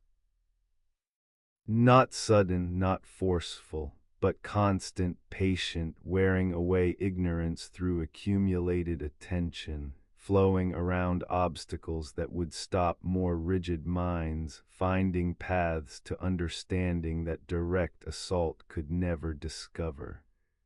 The river continues, the water flows, the patterns persist, vortices downstream of obstacles, turbulence where currents meet, the spiral choreography of complex flow. Then the drawings remain, capturing motion in static form, translating temporal flow into spatial pattern, preserving for later eyes what his eyes saw when he stood on bridges watching water teach its lessons to anyone patient enough, attentive enough, devoted enough to learn. In Verrocchio's workshop, among other students learning the craft of paint and bronze, of how to grind pigments and prepare surfaces and copy the master's designs until hands learned the vocabulary of form and line, among these apprentices working in the customary obscurity of youth, one stood apart. Not obviously at first, not in manner or appearance. But in what emerged when brush touched surface, when pigment met panel, when the technical skills he was learning became vehicle for vision that exceeded the teaching. It is said that the master assigned him a single angel in a baptism scene, a minor figure, a supporting element meant only to balance composition, to fill space, to demonstrate that the student had learned basic competencies. The kind of assignment given to promising apprentices important enough to appear in finished work that would be delivered to patron, minor enough that any deficiencies would not ruin the overall composition. The angel he painted possessed quality the other figures lacked. This was apparent immediately, even to Verrocchio himself, even to eyes that should have been proud of the student rather than threatened. The angel had presence, had luminosity, had the sense of being rather than merely representing being. The face was turned slightly, catching light, the expression suggesting awareness, the figure existing in space rather than merely being painted on surface. Whispers tell us the story that has become legend, has become part of the mythology that surrounds genius even when historical verification is uncertain. That Verrocchio, seeing what his student had achieved, put down his own brush and never painted again.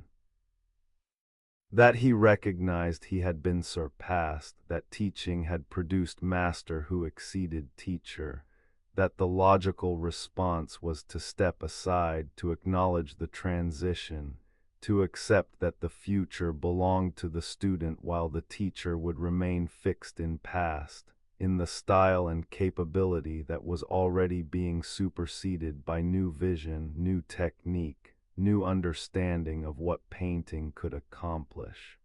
Whether the story is true is perhaps less important than what it suggests. That genius manifests early. That exceptional ability is recognizable even in minor works, even in assignments meant only to demonstrate basic competence. That there is quality in the work of great artists that transcends technical skill, that cannot be taught or learned through copying, that comes from some interior source that makes even minor figures in someone else's composition more alive than major figures painted by lesser hands. But the story also suggests pattern that would define his life. The beginning that showed such promise, the early success that seemed to predict unlimited achievement, followed by the difficulty of completion, the restlessness that made him abandon projects before they were finished, the perfectionism that made completion seem always inadequate compared to vision, that made the gap between what he imagined and what he could actually execute seem unbridgeable, that transformed potential into perpetual incompletion. The angel in Verrocchio's baptism scene was finished, was complete, was delivered to patron as part of larger composition, but it was also exception. The early work that showed what could be accomplished when assignment was limited, when the task was defined, when someone else provided the structure and he needed only to execute his portion. Later, when he was master rather than apprentice, when he received commissions for entire works rather than minor figures in someone else's composition, the pattern changed. Projects begun with enthusiasm. Preliminary drawings that showed extraordinary vision, then the slow work of execution, the difficulty of translating vision into actual paint on actual surface, the realization that what he imagined exceeded what was possible given materials and time and the limitations of physical reality. the gradual loss of interest as the initial excitement faded and only tedious execution remained. The eventual abandonment, sometimes literal, leaving works unfinished, sometimes psychological, declaring them complete when they clearly were not, when they lacked the refinement his vision demanded but his patience could no longer sustain. Beneath the silence of that workshop where he learned his craft, where other apprentices also painted angels and supporting figures, where most became competent craftsmen but none achieved his vision, beneath that formative silence, questions form. What made the difference? Why did his angel possess quality others lacked? Was it observation? Had he studied faces and light more carefully? Was it technique? Had he mastered sfumato earlier than others, the blending that made edges soft and faces seem alive? Was it simply gift, the inexplicable quality that separates genius from talent, that makes some works transcendent while others remain merely competent? The answer matters less than the recognition. That genius was present early.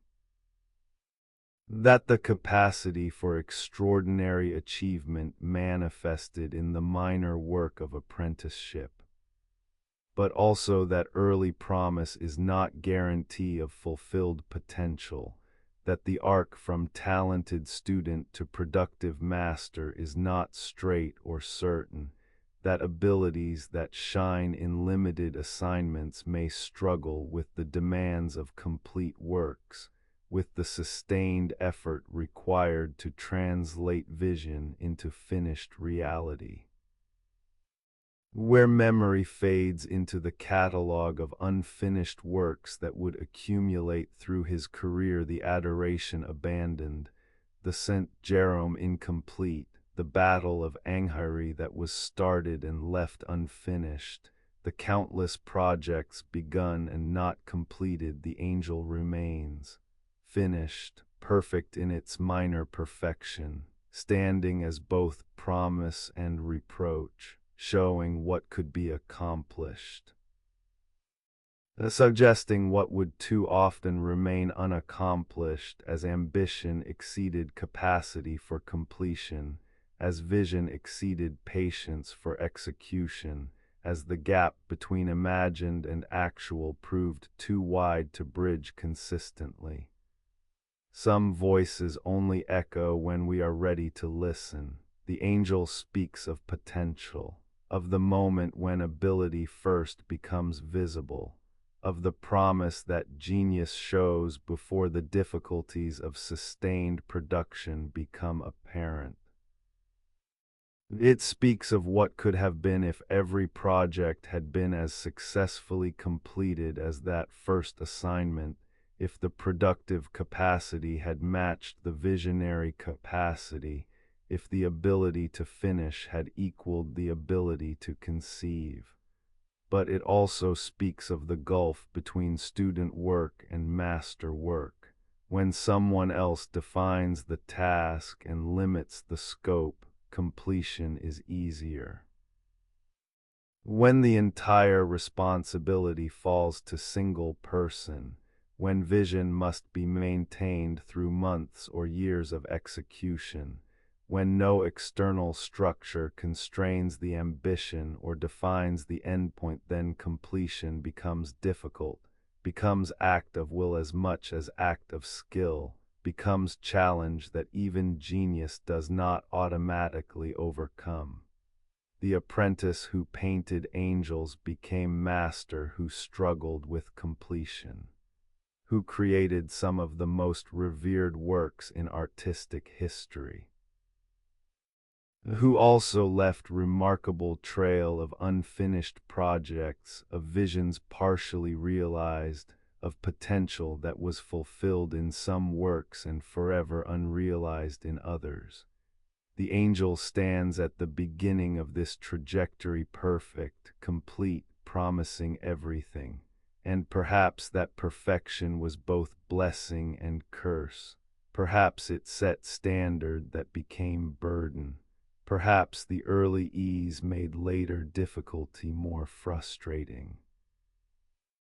Perhaps the angel that came so naturally made the subsequent struggles seem like failure when they were simply the normal difficulty of sustained production, of maintaining vision through the tedious process of execution.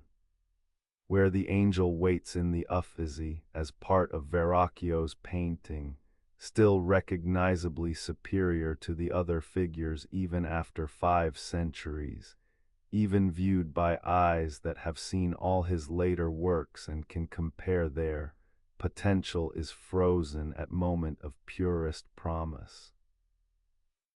Before the complications, before the difficulties, before the pattern of incompletion emerged.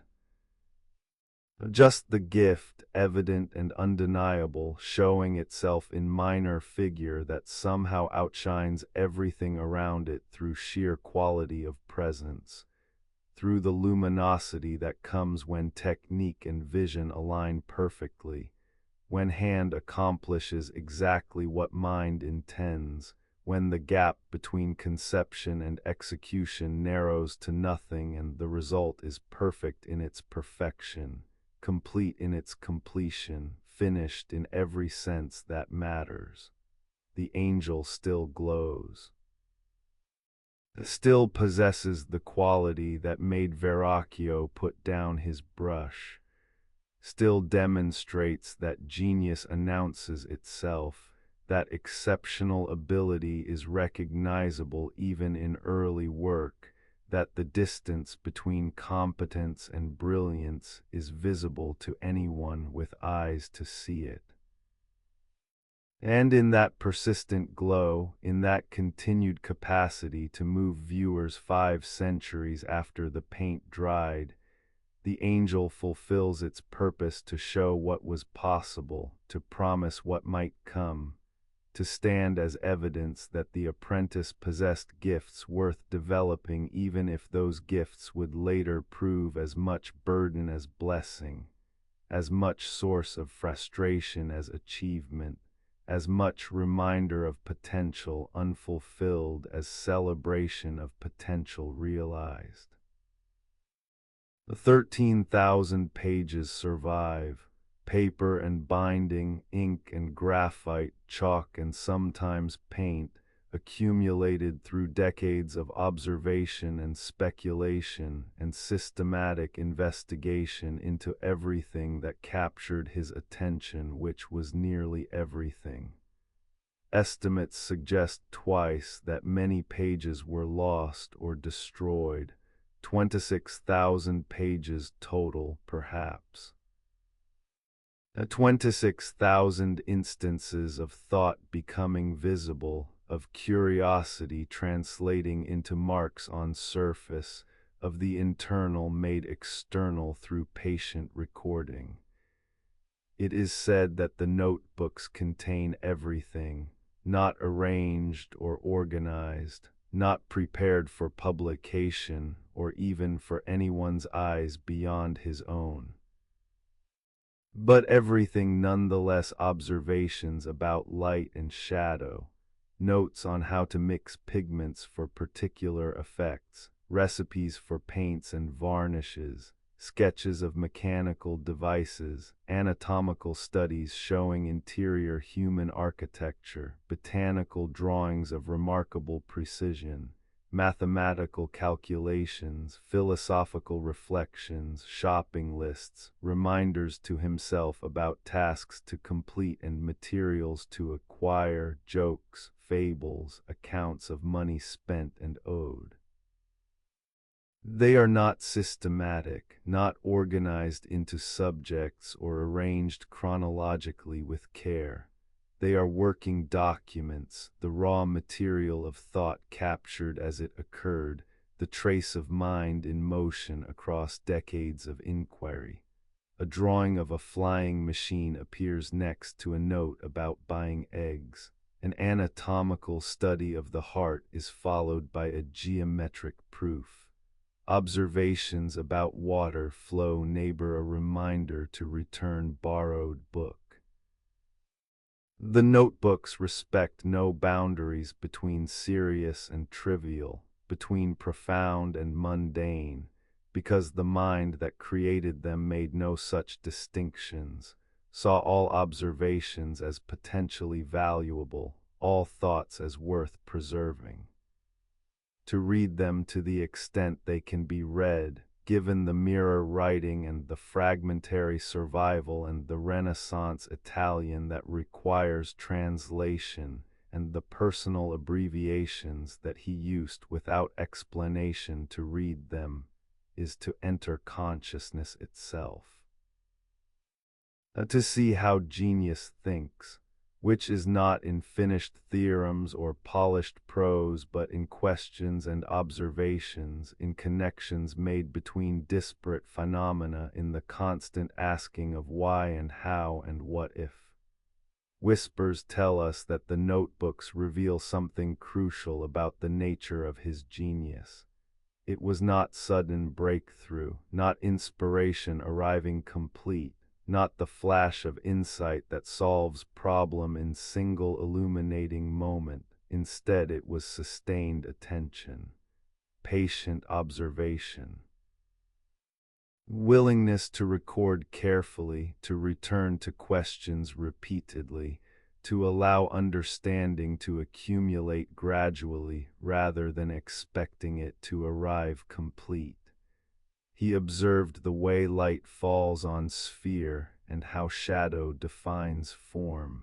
He noted which pigments mixed to create which colors and how transparent glazes could modify underlying tones. He sketched bird wings from multiple angles and recorded observations about feather structure and the angle at which wing meets air during upstroke versus downstroke. He calculated the volume of geometrical solids and explored mathematical relationships between forms. He studied human anatomy and compared it to animal anatomy, noting similarities and differences, wondering about principles that governed both, and he connected, saw relationships. Recognized that studying water's flow informed understanding of hair's curl, both being examples of movement through resistance. Understood that principles governing bird flight related to forces in architectural vault, both involving load distributed across curved surface. Perceived that everything was part of single fabric of natural law waiting to be comprehended through patient observation and systematic comparison. The notebooks show mind that could not specialize, that ranged across disciplines because artificial boundaries between subjects seemed arbitrary, seemed to miss the fundamental unity of nature's operations. Physics and biology were not separate, both described matter responding to forces. Art and engineering were not distinct, both required understanding of form and proportion and how structures bear load. Medicine and mechanics overlapped. The body was machine, elegantly designed, worthy of study, using same analytical approach applied to any mechanism. Beneath the silence of archives where the notebooks now rest in Madrid and Paris, in London and Milan and Windsor, scattered across collections that have preserved them as historical treasures while also fragmenting them, separating pages that belonged together, creating artificial divisions in what was originally unified inquiry. Beneath that archival preservation, the notebooks continue speaking. They speak of curiosity that never exhausted itself, of wondering that persisted through 8 decades, of systematic attention that treated no subject as beneath notice, no question as too trivial to record, no observation as without potential value. They speak of mind that remained open, that continued learning, that never arrived at point where understanding seemed complete enough to stop questioning. It is said that scholars continue finding surprises in the notebooks. A detail previously overlooked suddenly reveals itself to researcher with appropriate background. A sketch dismissed as mechanical fantasy turns out to anticipate helicopter principle with remarkable accuracy. An anatomical drawing shows understanding of cardiovascular system that would not be independently discovered for 100 years. A botanical observation contains insight that modern biology has only recently confirmed. The echo speaks in sketches, in the swift lines that captured bird in flight with economy that suggests both confidence and deep observation. In the careful cross-hatching that built form from shadow, that demonstrated understanding of how light reveals volume. In the diagrams that showed how force transfers through lever, how weight distributes in arch, how light refracts through water, how mechanisms can amplify or redirect or transform the forces applied to them. Where memory fades into the sheer volume, 13,000 surviving pages, perhaps 26,000 originally, each one potentially containing multiple observations or sketches or notes, the total quantity of recorded thought almost incomprehensible, there remains the essential pattern, the systematic approach, the patient recording, the conviction that observation matters, that taking time to note what was seen would serve future understanding even if the immediate application was unclear. Some voices only echo when we are ready to listen. The notebooks speak not in single voice but in chorus. The anatomist and the engineer, the artist and the scientist, the observer of water and the designer of war machines, the student of light and the investigator of human proportion, all of them the same person, all of them speaking simultaneously in the drawings and notes that survive. And in that speaking, in that polyphonic persistence across centuries, the question arises, what else did he know? What other insights lie hidden in sketches not yet fully understood? What observations have not yet been connected to modern knowledge? What relationships did he perceive that we have not yet recognized? The notebooks yield discoveries still, suggest that his investigation ranged so widely and deeply that the full extent of his understanding may never be completely recovered, that some insights may have been lost when half the pages disappeared, that we see only partial map of a mind that surveyed vast territory.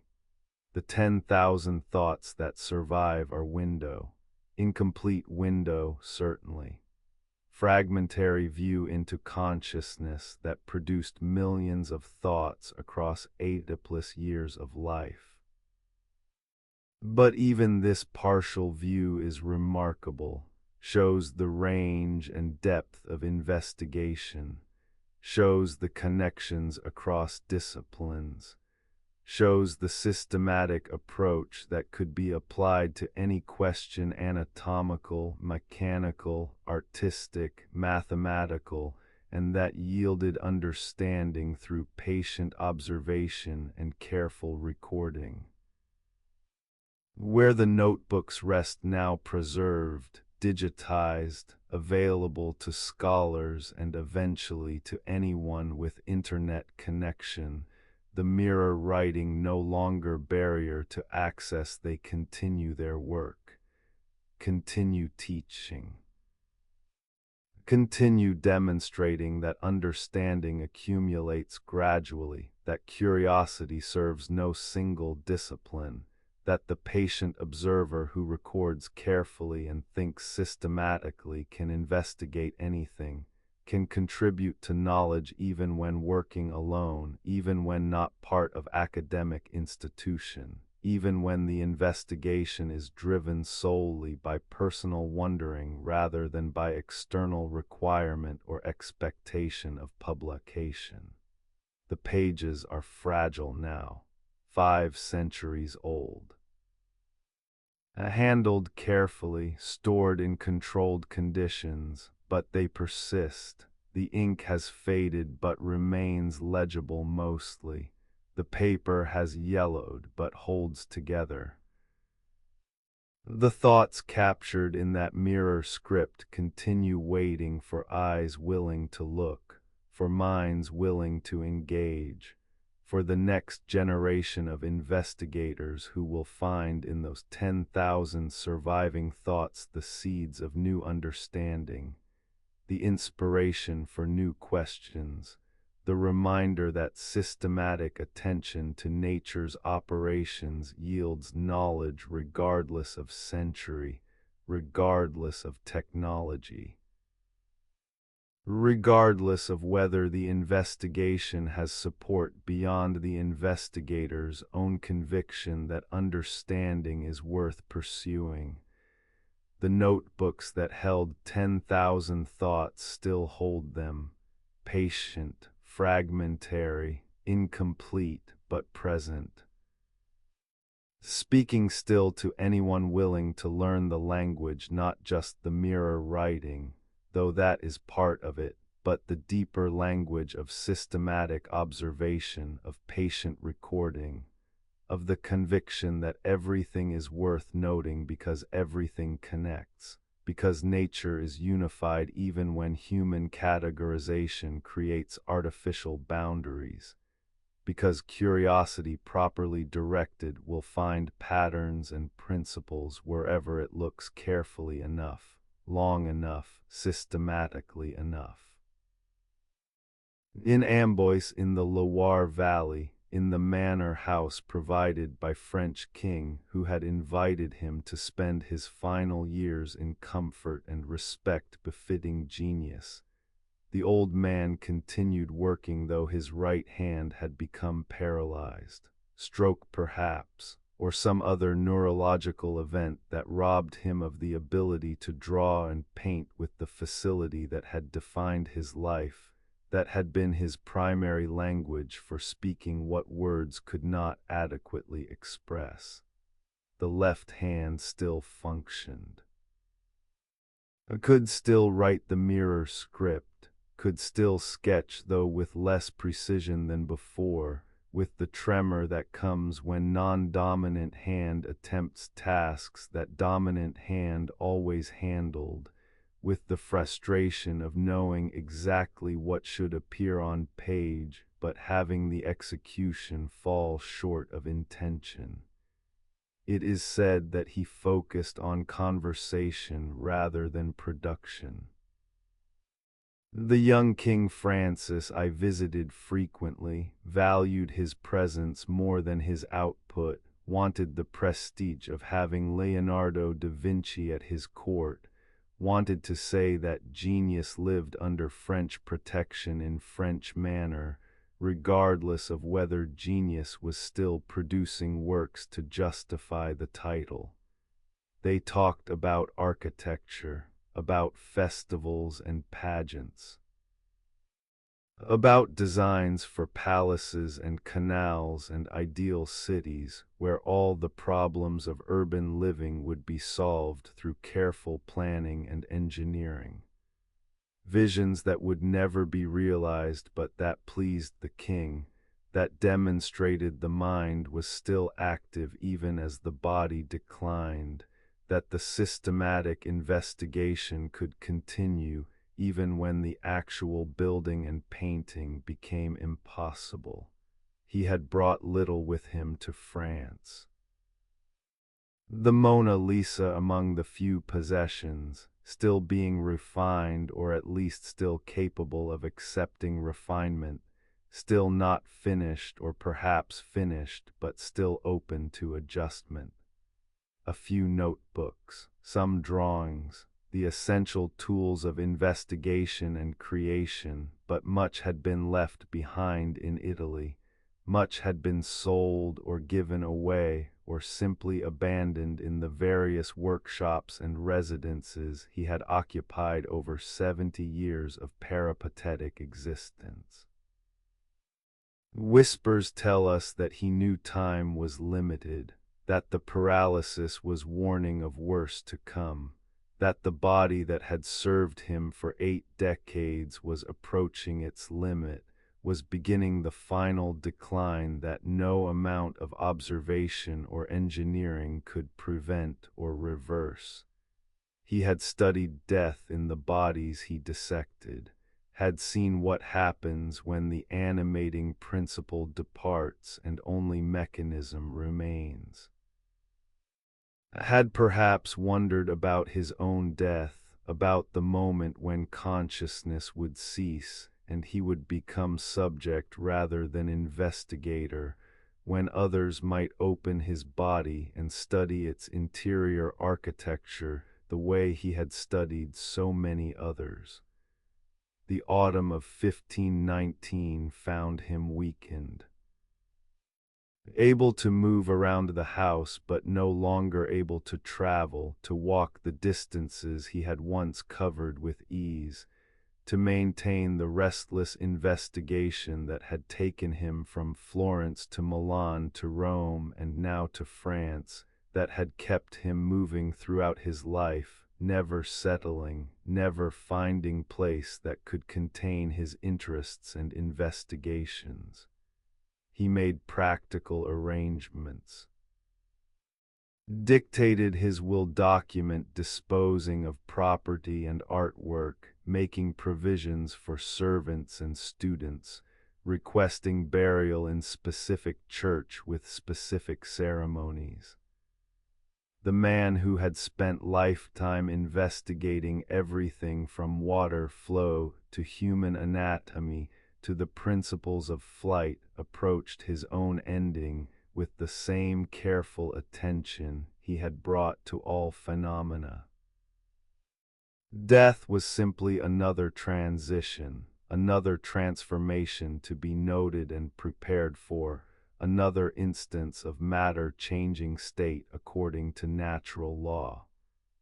It is said that King Francis was with him at the end, or wanted to be, or claimed to be in later telling, though the historical evidence is uncertain. The story has the young king cradling the old genius's head as death approached, honoring the man who had honored France by choosing to spend his final years under French protection.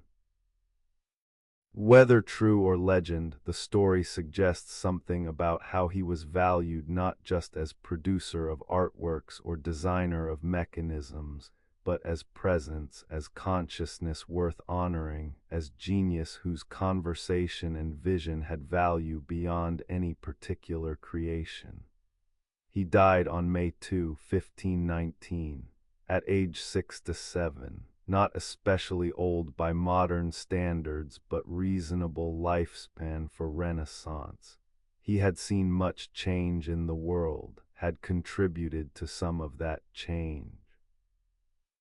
Had spent lifetime investigating, creating, questioning, refusing to accept mystery as permanent when patient observation might reveal principles. Beneath the silence of that French manner for silence came finally the consciousness that had ranged so widely finally ceasing, the investigations ending not because questions were answered, but because the investigator could no longer continue beneath that final silence. What remained? The artwork scattered across Italy and now France.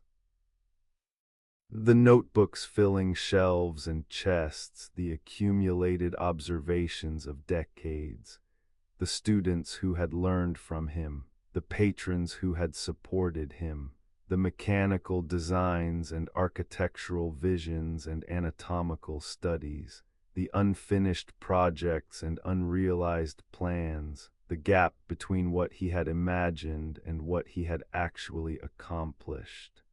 The house where autumn came early holds only memory now.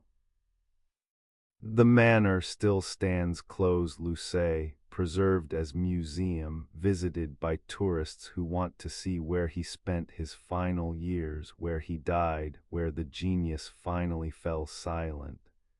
The rooms have been restored or reimagined. The furnishings are period appropriate but not his actual possessions. The space has become memorial rather than residence, symbol rather than lived reality. But perhaps this is fitting. Perhaps the house should be memorial. Because what mattered was never the place but the consciousness that briefly inhabited it, never the physical location but the investigations that continued there until they couldn't, never the comfort of the manor but the final burst of conversation and vision before silence came. Where memory fades into the practical details of burial and will execution and the dispersal of possessions to various recipients, there remains the essential recognition. That genius ended, that consciousness ceased. That the systematic investigation that had continued for 8 decades finally stopped not because it was complete, but because the investigator could no longer investigate, because the body that had been tool and vehicle became finally inadequate, because biology has limits that even genius cannot overcome. Some voices only echo when we are ready to listen. The house speaks of endings, of the recognition that all investigation is temporary, all consciousness is mortal, all production must eventually cease. It speaks of making arrangements, of accepting inevitability, of facing death with the same attention brought to all other phenomena as interesting final transformation, as worthy of note and preparation, as natural process rather than affront to be denied. The autumn that came early to that French manor came for Leonardo as it comes for everyone. The only variable is timing. The only question is what gets done before the autumn arrives. And by that measure his autumn came late enough that the accumulated work was substantial, the investigations were numerous, the contributions were significant, but also early enough that much remained undone, projects unfinished, visions unrealized, questions asked but not answered.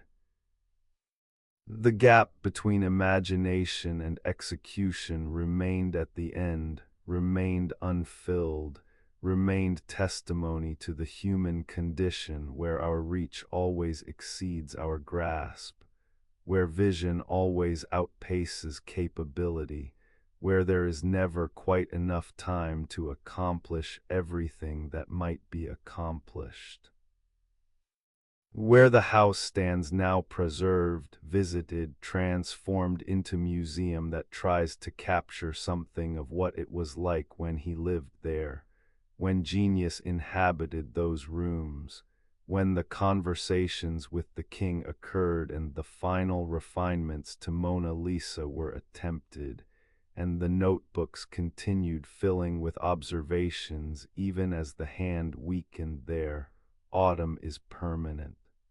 The season that came early has never left.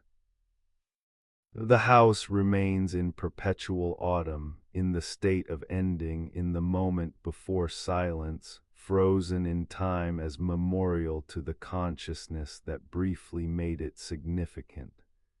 The house where autumn came early teaches its lesson still, that endings come, that preparation matters, that facing inevitable with attention and care is perhaps the final demonstration of systematic investigation applied to ultimate mystery.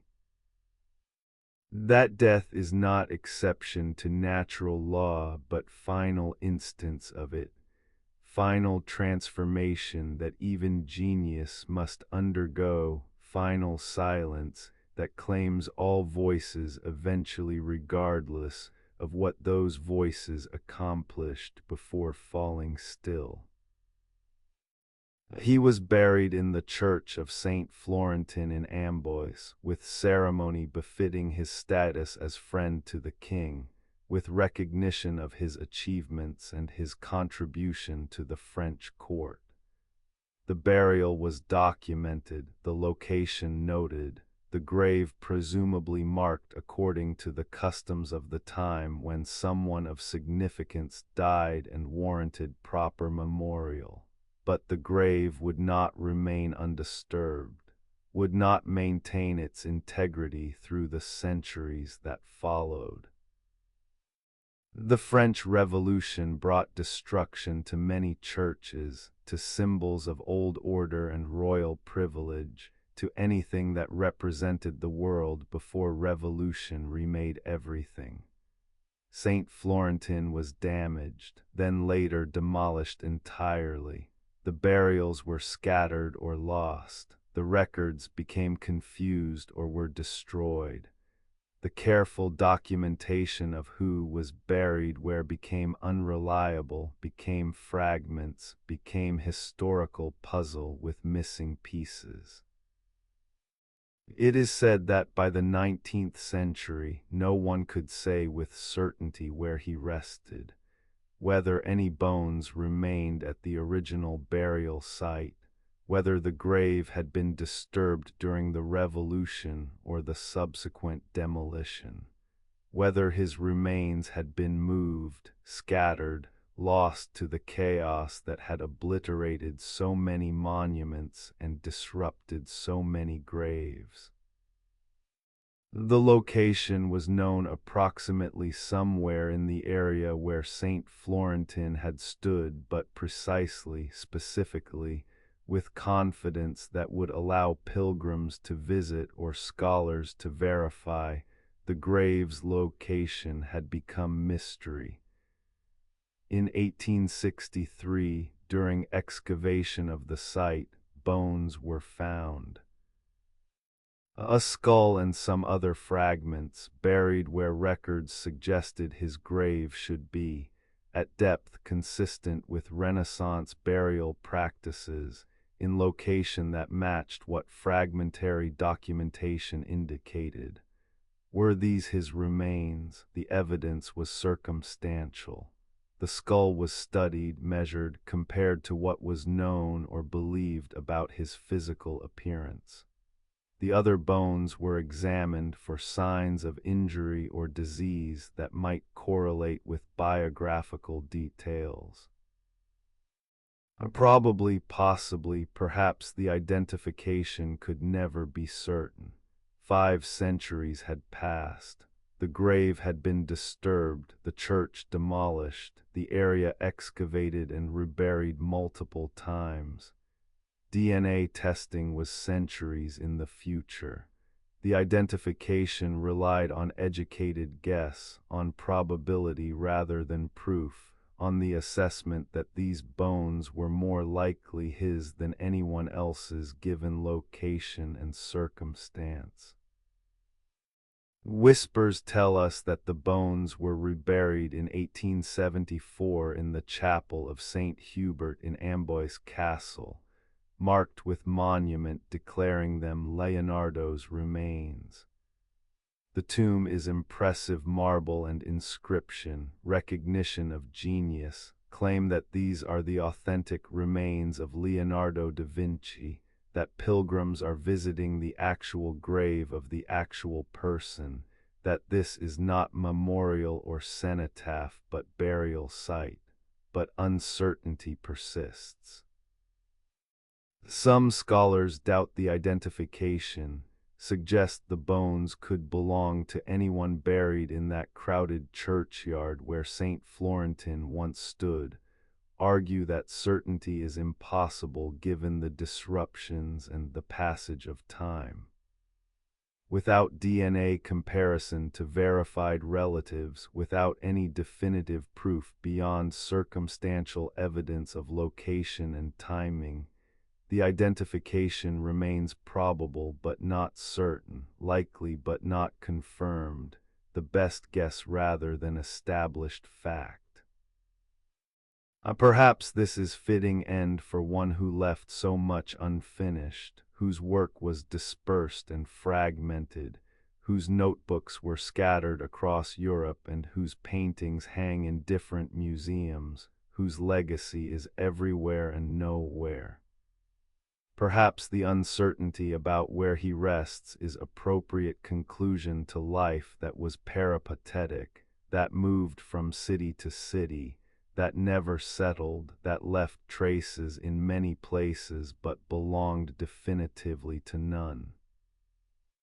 The grave that was lost and found or was found but remains partly lost because the finding is uncertain speaks to the difficulty of preservation across centuries, to the vulnerability of physical remains, to the chaos that historical disruptions cause for efforts to maintain continuity with past. The French Revolution was necessary, perhaps, was response to genuine injustice and suffering, but it also destroyed much that was worth preserving, much that provided connection to history, much that allowed later generations to touch something tangible from the past. And so the bones rest in St. Hubert Chapel, marked as Leonardo's, visited by tourists who assume they are viewing his actual grave, treated as authentic even though the authentication is uncertain. Perhaps the bones are his. The probability is reasonable. The location and circumstances suggest these are more likely his remains than anyone else's. But proof is absent, certainty is impossible. The grave that was lost was found, but the finding is shadowed by doubt. Beneath the silence of the chapel where the remains rest whoever they belong to, whether Leonardo's or some other person's whose burial happened to be in the location where his was documented beneath that marble and inscription, what matters? Does it matter whether these are actually his bones? Does the authenticity of the remains affect the legacy, the achievements, the accumulated investigations and creations that exist independent of where his physical body finally decomposed? Perhaps not. Perhaps the grave is ultimately irrelevant. What matters is the work, not the worker. What persists is the notebooks and paintings and designs, not the bones that once supported the consciousness that created them. The grave is for the living more than the dead provides location to visit, to contemplate, to feel connection to genius across centuries. Whether the bones are actually his or not, the grave serves this purpose, provides this focal point, allows pilgrims to stand in specific place and think about specific person and feel that they are in presence of something significant. Some voices only echo when we are ready to listen. The uncertain grave speaks of the difficulty of certainty, of the way historical evidence often provides probability rather than proof, of the limits of knowledge especially across centuries when documentation is fragmentary and disruptions have scattered what once was carefully arranged. It speaks of the difference between what we know and what we believe we know, between verified fact and reasonable assumption. Where the bones rest his or someone else's, authentic or mistaken identification there, certainty ends and faith begins. faith that the identification is correct, faith that these are his remains, faith that visiting this grave creates connection to genius across the unbridgeable distance of 5 centuries. Perhaps faith is sufficient. Perhaps the probability is good enough. Perhaps the grave serves its purpose regardless of whether the bones are certainly, definitively, provably his. The monument declares identity with confidence the evidence does not entirely support. But monuments often simplify, often present as certain what is actually probable, often serve the needs of the present more than they accurately represent the past. The people who visit expect to see Leonardo's grave. They expect certainty, expect authenticity, expect that the tomb they view contains the actual remains of the actual person. To tell them the identification is uncertain, is probable but not proven, is best guess rather than established fact. This serves historical accuracy but compromises the emotional and symbolic purpose the grave serves. So the bones rest in St. Hubert Chapel, marked as Leonardo's, visited as his grave, accepted as authentic by most who come to pay respects. And perhaps this is fitting. Perhaps the uncertainty is appropriate. Perhaps the grave that was lost and found and remains partly uncertain is perfect emblem for genius who was never entirely present, never fully committed to any single place or project, never entirely knowable even to contemporaries, certainly less knowable across centuries that separate us from his time. Where memory and bone meet, questions persist. Are these his remains? Does it matter? Does the grave serve its purpose regardless of certainty? Does the connection we feel when visiting the tomb depend on authenticity or on our willingness to believe, on our desire for tangible connection to past even when that connection is mediated by uncertainty? The grave that was lost and found teaches final lesson about certainty and doubt, about the limits of historical knowledge, about the difference between what we can prove and what we choose to believe. The bones rest somewhere, whether in St. Hubert Chapel or scattered in the earth where St. Florentin once stood, or lost entirely to the disruptions of revolution and time. His consciousness is gone regardless, has been gone for 5 centuries, will never return regardless of where the bones rest. What remains is the work, the notebooks and paintings, the investigations and designs, the accumulated evidence of systematic curiosity applied across disciplines, of genius that ranged widely and thought deeply and left traces that persist independent of physical remains. The grave is symbol more than substance, is place to visit more than authentic burial site, is memorial that serves the living's need for connection regardless of whether the bones it contains are certainly his, or only probably his, or perhaps not his at all.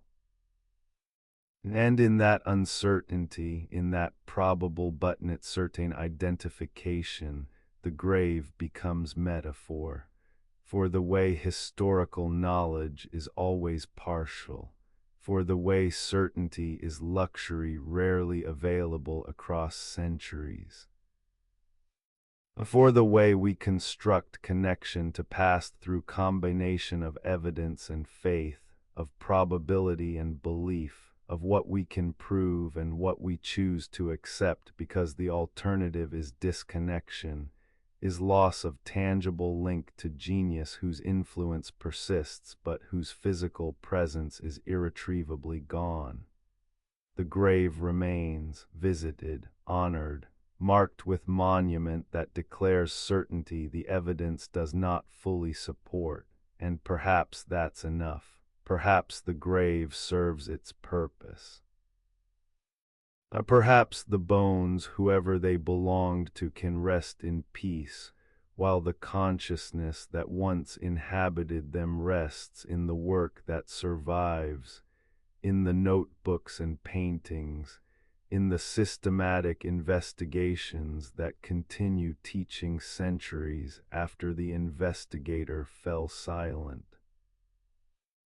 5 centuries after his death, the notebooks still yield surprises. A scholar notices detail previously overlooked, recognizes that a sketch dismissed as mechanical fantasy actually anticipates helicopter principle with remarkable accuracy, sees that an anatomical drawing shows understanding of cardiovascular system that would not be independently rediscovered for 100 years, notices that a botanical observation contains insight that modern biology has only recently confirmed. It is said that his hand is gone, but the marks remain, the swift lines that captured bird in flight, the careful cross-hatching that built form from shadow, the diagrams that showed how force transfers through lever, how weight distributes in arch, how light refracts through water. Speaking in visual language that transcends the mirror-written Italian surrounding them, communicating directly through image even when words are untranslatable. The echo speaks not in single voice but in chorus. The anatomist and the engineer, the artist and the scientist, the observer of water and the designer of war machines, all of them the same person, all of them speaking simultaneously in the drawings that remain, in the sketches that persist, in the accumulated visual record of 8 decades of systematic observation. Museums and libraries hold the notebooks now.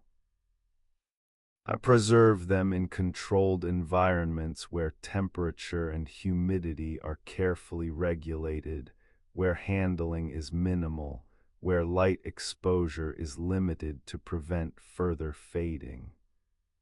The pages are digitized high-resolution images available online, allowing anyone with internet connection to view the sketches without risking damage to originals. The mirror writing is transcribed and translated, making the words accessible to scholars who don't read Renaissance Italian or don't want to decipher the reversed script. But even with this accessibility, even with digital reproduction and transcription, the notebooks continue revealing. Because observation is infinite, there is always more to see, always another detail to notice, always another connection to make between sketch in the notebook and modern understanding that confirms or extends or finds unexpected resonance with observation made 5 centuries ago. Whispers tell us that what he drew often preceded what he could build, that his mechanical designs anticipated technologies that wouldn't exist for centuries, that his anatomical observations preceded medical understanding by decades or generations, that his investigations into flight and water and light and the countless subjects that captured his attention often arrived at conclusions that would not be independently confirmed until modern instruments and methodologies made such confirmation possible. This creates strange relationship between past and present. His sketches are historical artifacts, certainly products of specific time and place, created using Renaissance materials and reflecting Renaissance understanding. But they are also somehow contemporary, somehow relevant to current investigations, somehow still teaching because the questions he asked and the observations he recorded remain pertinent regardless of century. The helicopter sketch is famous example. The aerial screw, he called it mechanism that would theoretically lift itself into air through rotation, through the screw-like blade pushing downward against air resistance and generating upward force as Newton's third law demands. The drawing shows clear understanding of principle, even though the materials available in Renaissance couldn't produce functional version, even though human power source wouldn't generate sufficient force, even though countless technical problems would need solving before helicopter could actually fly. But the principle was correct. The observation that rotating airfoil could generate vertical lift was accurate. 4 centuries later, when engines and materials made helicopter practical, when the technical problems were solved through modern engineering and manufacturing, when vertical flight became actual rather than theoretical, then his sketch was recognized as anticipation, as evidence that genius had seen path forward even when that path wouldn't be traveled for centuries. And this pattern repeats. The anatomical studies showing cardiovascular systems structure anticipate Harvey's discovery of blood circulation. The observations about moon's light being reflected sunlight anticipate astronomical understanding.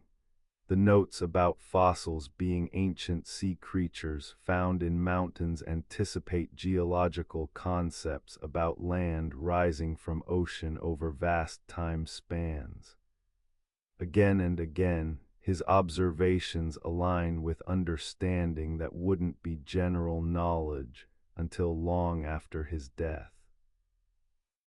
Beneath the silence of libraries where the notebooks rest, behind the glass and the controlled environment and the reverent handling, the sketches continue teaching. Not just historical lessons about Renaissance art or 15th century mechanical design, but contemporary lessons about observation and curiosity, about systematic investigation yielding understanding, about the value of recording carefully what one sees because those observations might contribute to knowledge in ways that aren't immediately apparent. Some voices only echo when we are ready to listen. His voice preserved in sketches rather than recordings, speaking through images rather than words, echoes still for anyone willing to look carefully at the drawings, willing to see beyond the historical artifact to the investigation in progress, willing to recognize that systematic attention to natural phenomena yields insights regardless of whether those insights align with contemporary understanding. The echo speaks of persistence, of returning again and again to the same subjects: water, flight, human anatomy, mechanical advantage, refining understanding through repeated observation, allowing knowledge to accumulate gradually rather than expecting complete understanding to arrive suddenly. The notebooks show this persistence explicitly: multiple drawings of the same subject from different angles, notes building on previous notes, observations that correct or extend earlier observations, the gradual refinement of understanding through sustained attention. And the echo speaks of connection, of seeing relationships across disciplines, of recognizing that principles governing water flow relate to principles governing air flow, that both are fluids responding to forces according to same underlying physics, of understanding that studying bird flight informs understanding of mechanical flight, that nature's solutions suggest engineering possibilities, of perceiving unity where others saw only separate subjects, separate disciplines, separate domains of investigation. Where memory fades into the specific examples, this sketch of mechanical device, that observation about botanical structure, these calculations about geometric relationships, there remains the essential pattern. The systematic approach, the patient observation, the conviction that nature rewards careful attention, that patterns reveal themselves to eyes willing to watch long enough, that understanding accumulates through sustained investigation rather than arriving complete in single revelation. Perhaps the greatest echo is methodological rather than specific.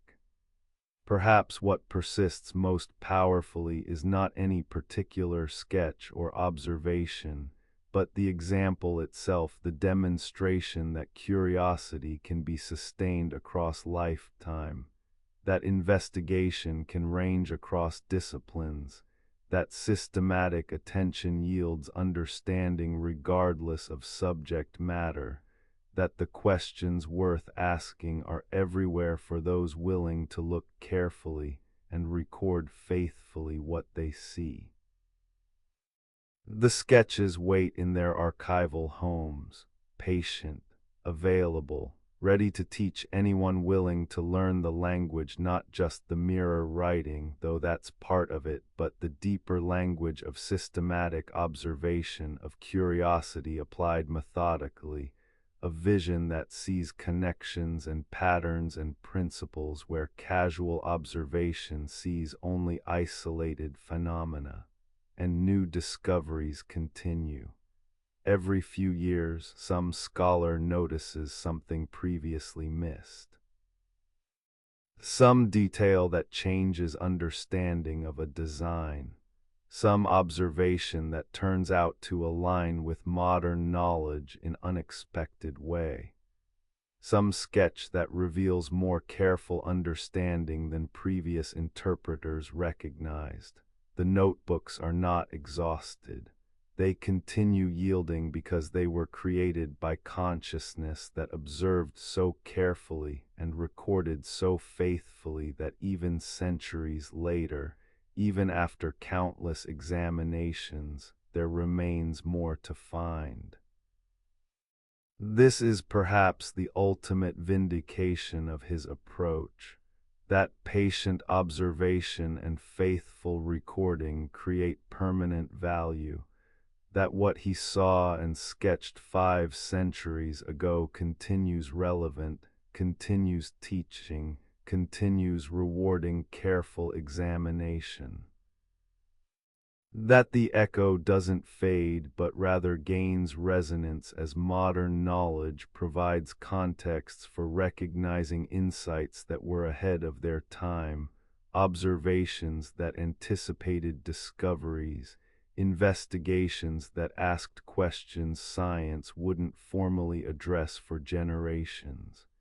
The echo that speaks in sketches will continue speaking as long as the notebooks survive, as long as scholars examine them, as long as anyone looks at the drawings and wonders what he saw, what he understood, what connections he made between observation and principle.